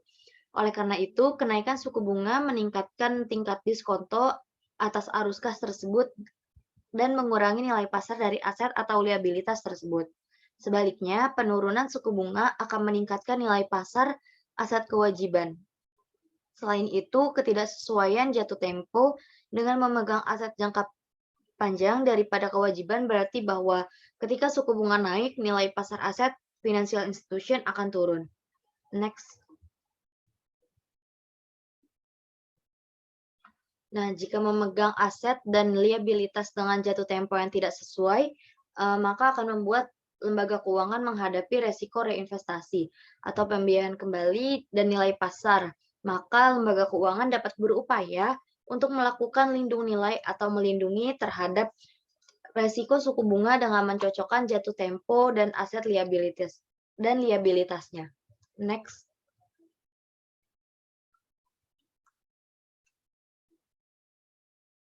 Berikutnya ada resiko kredit, di mana resiko ini timbul karena kemungkinan arus kas yang dijanjikan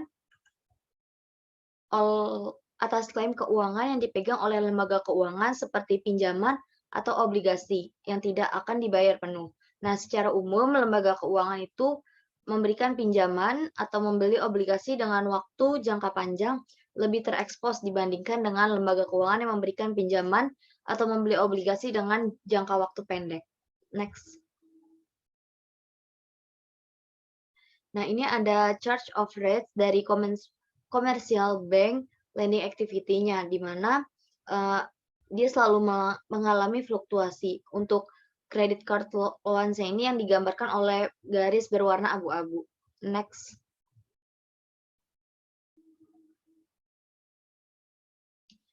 Nah, potensi kerugian yang dapat dialami oleh lembaga keuangan dari pemberian pinjaman menunjukkan bahwa lembaga keuangan perlu memantau dan mengumpulkan informasi tentang peminjam yang asetnya ada dalam portofolio dan untuk memantau peminjam tersebut dari waktu ke waktu. Dengan demikian, efisiensi pemantauan manajerial dan strategi manajemen risiko kredit secara langsung mempengaruhi pengembalian dan risiko portofolio peminjaman. Next. Berikutnya, untuk mengenai resiko likuiditas akan dijelaskan oleh Wahyu Trinurahayati.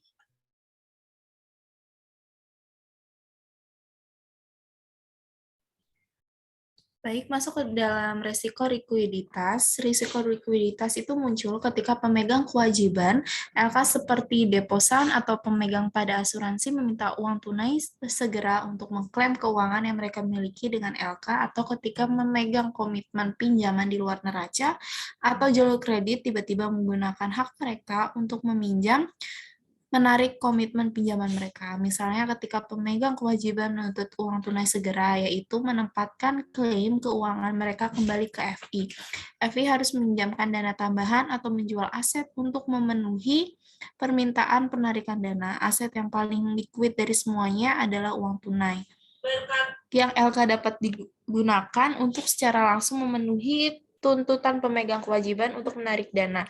Meskipun LK membatasi kepemilikan aset tunai mereka karena uang tunai tidak menghasilkan bunga. Kepemilikan uang tunai yang rendah biasanya tidak menjadi masalah. Penarikan dari hari ke hari oleh pemegang kewajiban umumnya dapat diprediksi, dan LK biasanya dapat mengharapkan untuk meminjam dana tambahan untuk memenuhi kekurangan uang tunai yang tiba-tiba di pasar uang dan keuangan. Next.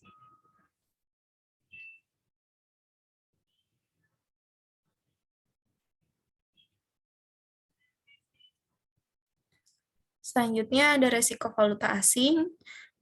LK semakin menyadari bahwa baik investasi asing langsung maupun investasi portofolio asing dapat memperluas manfaat operasional dan keuangan yang tersedia dari investasi domestik murni. Salah satu manfaat potensial dari FI yang menjadi semakin mendunia dalam pandangannya adalah kemampuan untuk berekspansi ke luar negeri secara langsung melalui percabangan atau akuisisi, atau secara tidak langsung dengan mengembangkan portofolio aset keuangan yang mencakup surat berharga asing maupun surat berharga dalam negeri. Meski begitu, investasi asing membuat LK menghadapi resiko nilai tukar mata uang asing. Resiko nilai tukar mata uang asing adalah resiko bahwa perubahan nilai tukar dapat mempengaruhi nilai aset dan kewajiban LK dalam mata uang asing. Next. Selanjutnya ada gambar 7.2, itu tentang aset dan kewajiban asing, posisi panjang bersih, posisi aset di pound. Dan di gambar 7.3, aset dan kewajiban asing, posisi net pendek, posisi aset di pound. Next.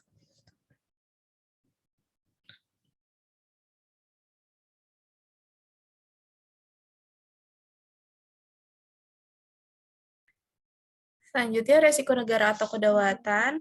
yaitu LK berorientasi global yang tidak sesuai dengan ukuran dan jatuh tempo aset dan kewajiban asingnya terkena resiko mata uang asing dan suku bunga asing. Bahkan di luar resiko ini dan bahkan ketika berinvestasi dalam dolar. Memegang aset di negara asing dapat mengekspos LK ke jenis resiko investasi asing tambahan yang disebut resiko negara atau negara. Resiko negara atau negara adalah jenis resiko kredit berbeda yang dihadapi oleh LK yang membeli aset seperti obligasi dan pinjaman perusahaan asing. Next. Selanjutnya untuk resiko pasar akan dijelaskan oleh Rosa Virginia.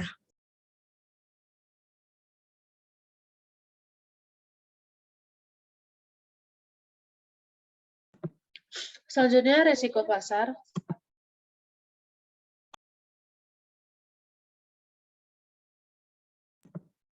Risiko pasar merupakan risiko yang timbul dalam perdagangan aset dan kewajiban karena perubahan suku bunga, nilai tukar, dan harga aset lainnya.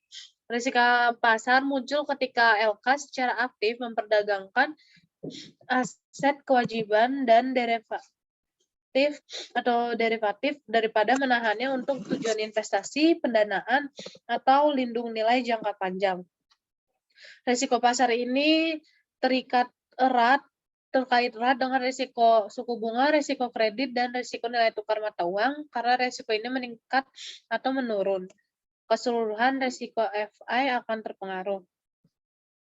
Namun risiko pasar menambah dimensi lain yang dihasilkan dari aktivitas perdagangannya.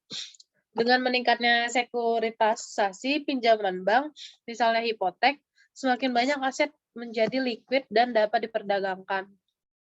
Tentu saja, seiring berjalan waktu, setiap aset dan kewajiban dapat dijual. Sementara regulator bank biasanya memandang aset yang dapat diperdagangkan sebagai aset yang ditahan untuk jangka waktu kurang dari 1 tahun. Lembaga keuangan swasta mengambil pandangan jangka pendek, secara khusus lembaga keuangan prihatin dengan fluktuasi nilai aset mereka. Di sini ada tabel 7.3 terkait buku perbankan dan buku perdagangan. Di sini ada aktiva di mana terdiri dari uang tunai, pinjaman, modal tempat dan peralatan, dan aset tidak liquid lainnya. Untuk kewajibannya ada deposito dan dana pinjaman tidak liquid lainnya. Untuk di buku perdagangan ini, di sini ada obligasi yang bersifat jangka panjang. Di aktifannya ada obligasi bersifat jangka panjang, komoditas juga jangka panjang, FX juga jangka panjang, ekuitas jangka panjang, dan derivatif juga jangka panjang. Derivatif ini sendiri merupakan item di luar neraca. Jadi, untuk di bagian kewajibannya untuk buku perdagangan ada obligasi jangka pendek, komoditas jangka pendek, efek jangka pendek, ekuitas jangka pendek, dan derivatif jangka pendek. Next.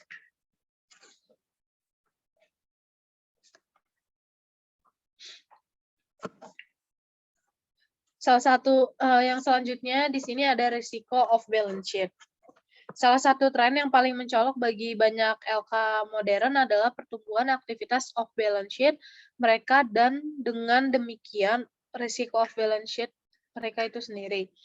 Sementara semua lembaga keuangan sampai batas tertentu terlibat dalam kegiatan di luar neraca, sebagian besar perhatian telah diberikan pada kegiatan bank, terutama bank besar yang banyak berinvestasi dalam aset dan kewajiban di luar neraca, khususnya sekuritas derivatif. Sebaliknya, aktivitas off balance sheet kurang menjadi perhatian lembaga penyimpanan yang lebih kecil dan banyak perusahaan asuransi yang memiliki off balance sheet yang relatif sedikit. Aktivitas di luar neraca menurut definisi tidak muncul di neraca FI saat ini karena tidak melibatkan pemegang klaim utama saat ini atau aset atau penerbitan klaim sekunder saat ini atau kewajiban. Di luar neraca merupakan risiko yang ditanggung oleh lembaga keuangan karena aktivitas yang terkait dengan aset dan kewajiban kontingensi.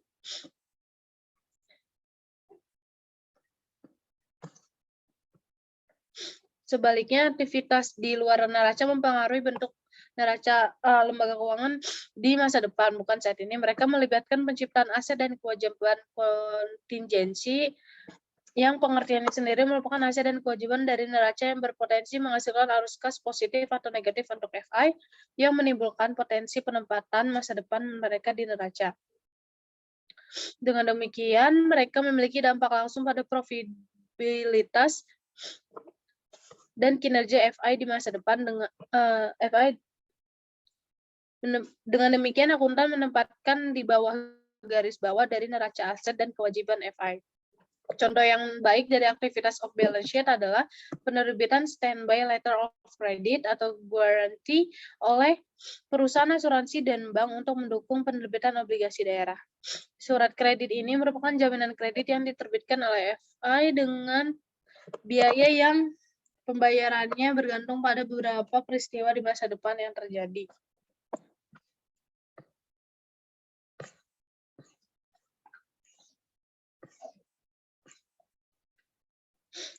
Next.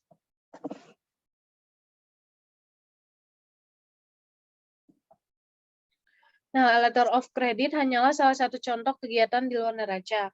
Lainnya termasuk komitmen pinjaman oleh bank, kontrak lainnya, layanan hipotek oleh lembaga penyimpanan dan komposisi di forward, future, swap, dan surat berharga derivatif lainnya oleh hampir semua FI besar.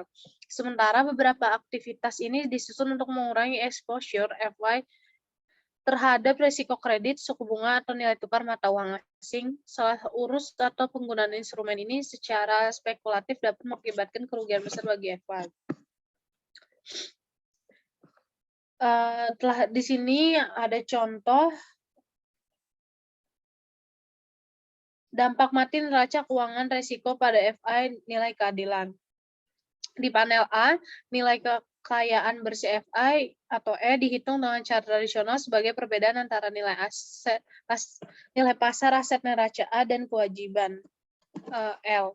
Dengan rumus nilai kekayaan bersih FI sama dengan aset neraca dikali kewajiban, di mana 10 sama dengan 100 dikali 90.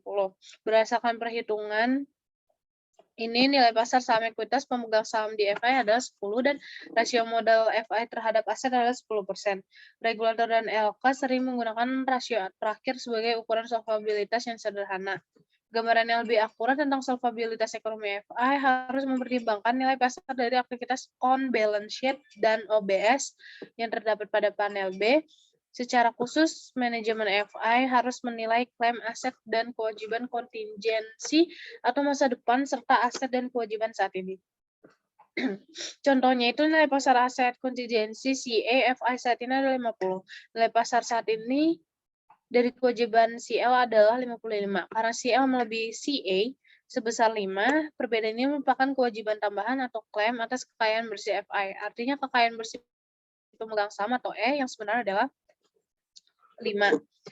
Daripada 10 ketika kami mengabaikan aktivitas luar neraca, jadi secara ekonomi aset dan kewajiban kontingensi adalah klaim kontraktual yang secara langsung berdampak pada nilai ekonomi saham pemegang ekuitas di FI. Memang dari perspektif pemegang saham dan regulator, peningkatan besar dalam nilai kewajiban OBS dapat membuat FI bangkrut secara ekonomi sama efektifnya dengan kerugian karena kesenjangan suku bunga yang tidak sesuai dengan default atau kerugian kredit dan dari neraca kegiatan. Next. Selanjutnya di sini ada tabel penilaian sebuah kekayaan bersih dari FI dengan dan tanpa pertimbangan dari di luar neraca kegiatan. Pada panel A, ini penilaian tradisional atas kekayaan bersih LK. Nilai pasar aset A ini 100, nilai pasar kewajibannya L itu 90.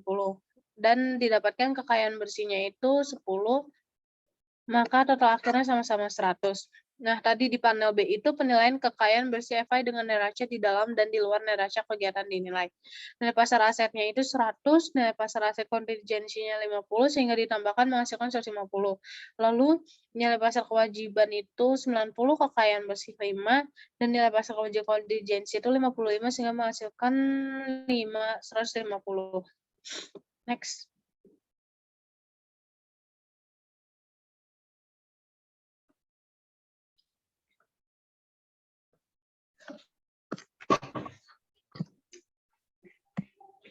Selanjutnya masuk ke resiko teknologi dan operasional, di mana resiko teknologi dan operasional ini terkait erat dan dalam beberapa tahun terakhir ini telah menimbulkan kekhawatiran besar bagi manajer dan regulator lembaga keuangan. Nah, Bank of International Settlements, organisasi utama yaitu organisasi utama dari bank sentral, mendefinisikan bahwa resiko operasional termaksud resiko teknologi sebagai resiko kerugian akibat proses internal yang tidak memadai atau kegagalan yang bisa disebabkan orang dan sistem atau dari peristiwa eksternalnya. Nah, sejumlah lembaga keuangan menambahkan resiko reputasi dan resiko strategis, misalnya itu karena adanya merger yang gagal.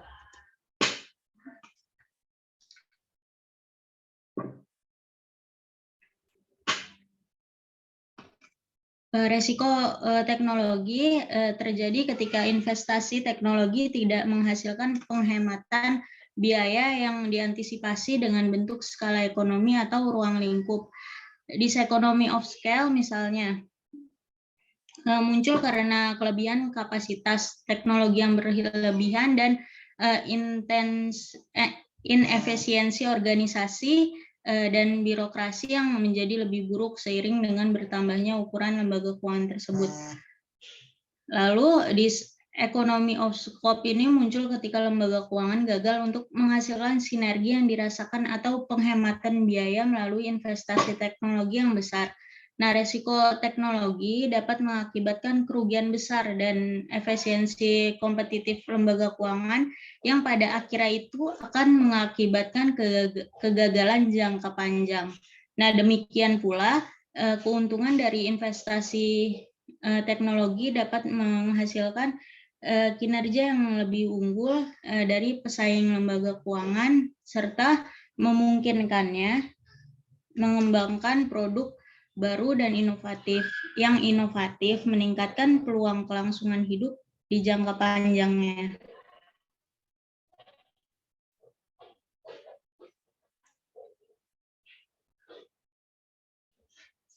Nah, di sini ada economy of scale di mana mengacu pada kemampuan lembaga keuangan untuk menurunkan biaya dari rata-rata operasinya dengan memperluas output dari layanan keuangannya. Sedangkan economy of scope ini mengacu pada kemampuan dari lembaga keuangan untuk menghasilkan sinergi biaya dengan memproduksi lebih dari satu output dengan input yang sama.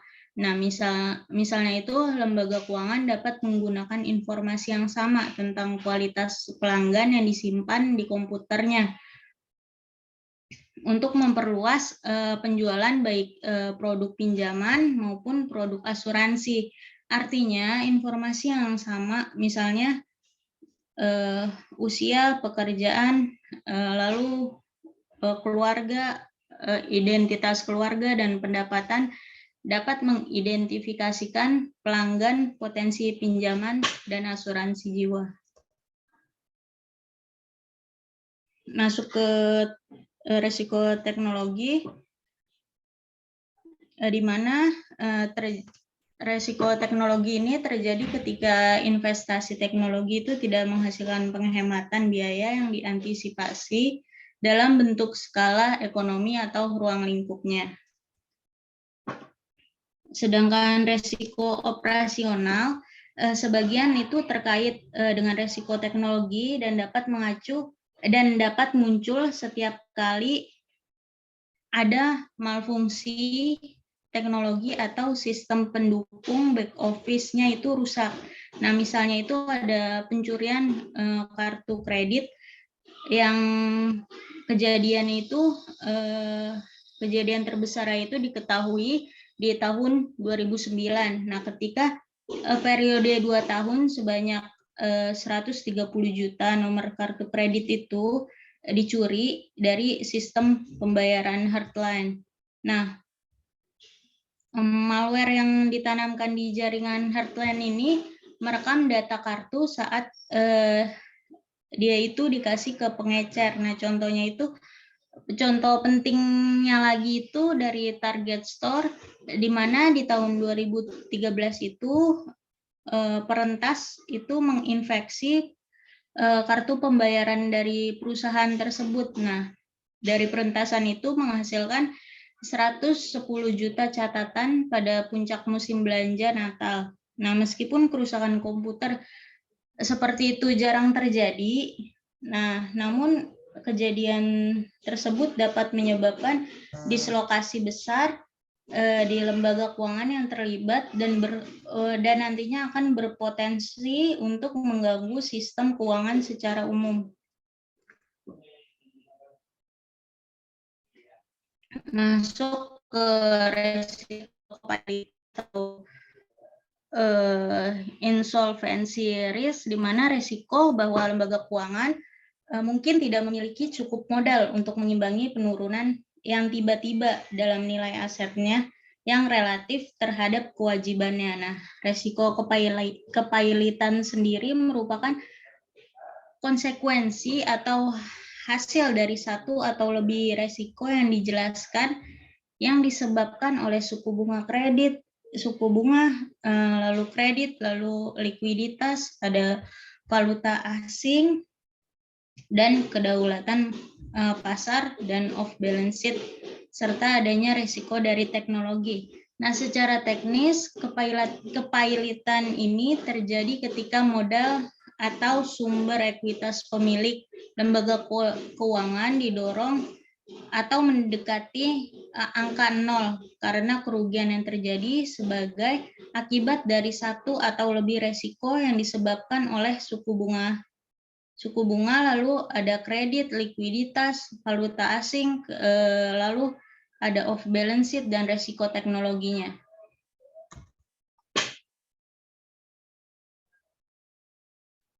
Masuk ke resiko-resiko lainnya, di sini ada independency among risk, di mana saling ketergantungan antara resiko. Contohnya itu hubungan terkait antara suku bunga dan resiko kredit. Misalnya ketika suku bunga naik, perusahaan dan konsumen merasa lebih sulit untuk mempertahankan pembayaran yang dijanjikan atas utang mereka.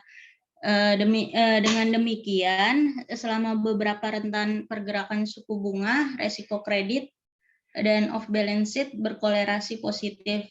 Nah, untuk selanjutnya itu lembaga keuangan mungkin akan mengandalkan dana dari pembayaran yang dijanjikan atas pinjamannya ini untuk tujuan manajemen likuiditas. Dengan demikian, resiko likuiditas juga berkolerasi dengan resiko suku bunga dan resiko kredit. Ketidakmampuan pelanggan untuk melakukan pembayaran yang dijanjikan juga mempengaruhi pendapatan dan keuntungan lembaga keuangan akibat posisi ekuitas atau modalnya. Selanjutnya, resiko yang discrete risk atau resiko yang melibatkan perubahan mendadak dan tak terduga dalam kondisi pasar keuangan. Contohnya itu akibat perang, adanya revolusi atau keruntuhan pasar yang tiba-tiba, seperti ambruknya pasar saham di tahun 1929 dan 2008, atau adanya serangan teroris di tahun 2001 di Amerika Serikat.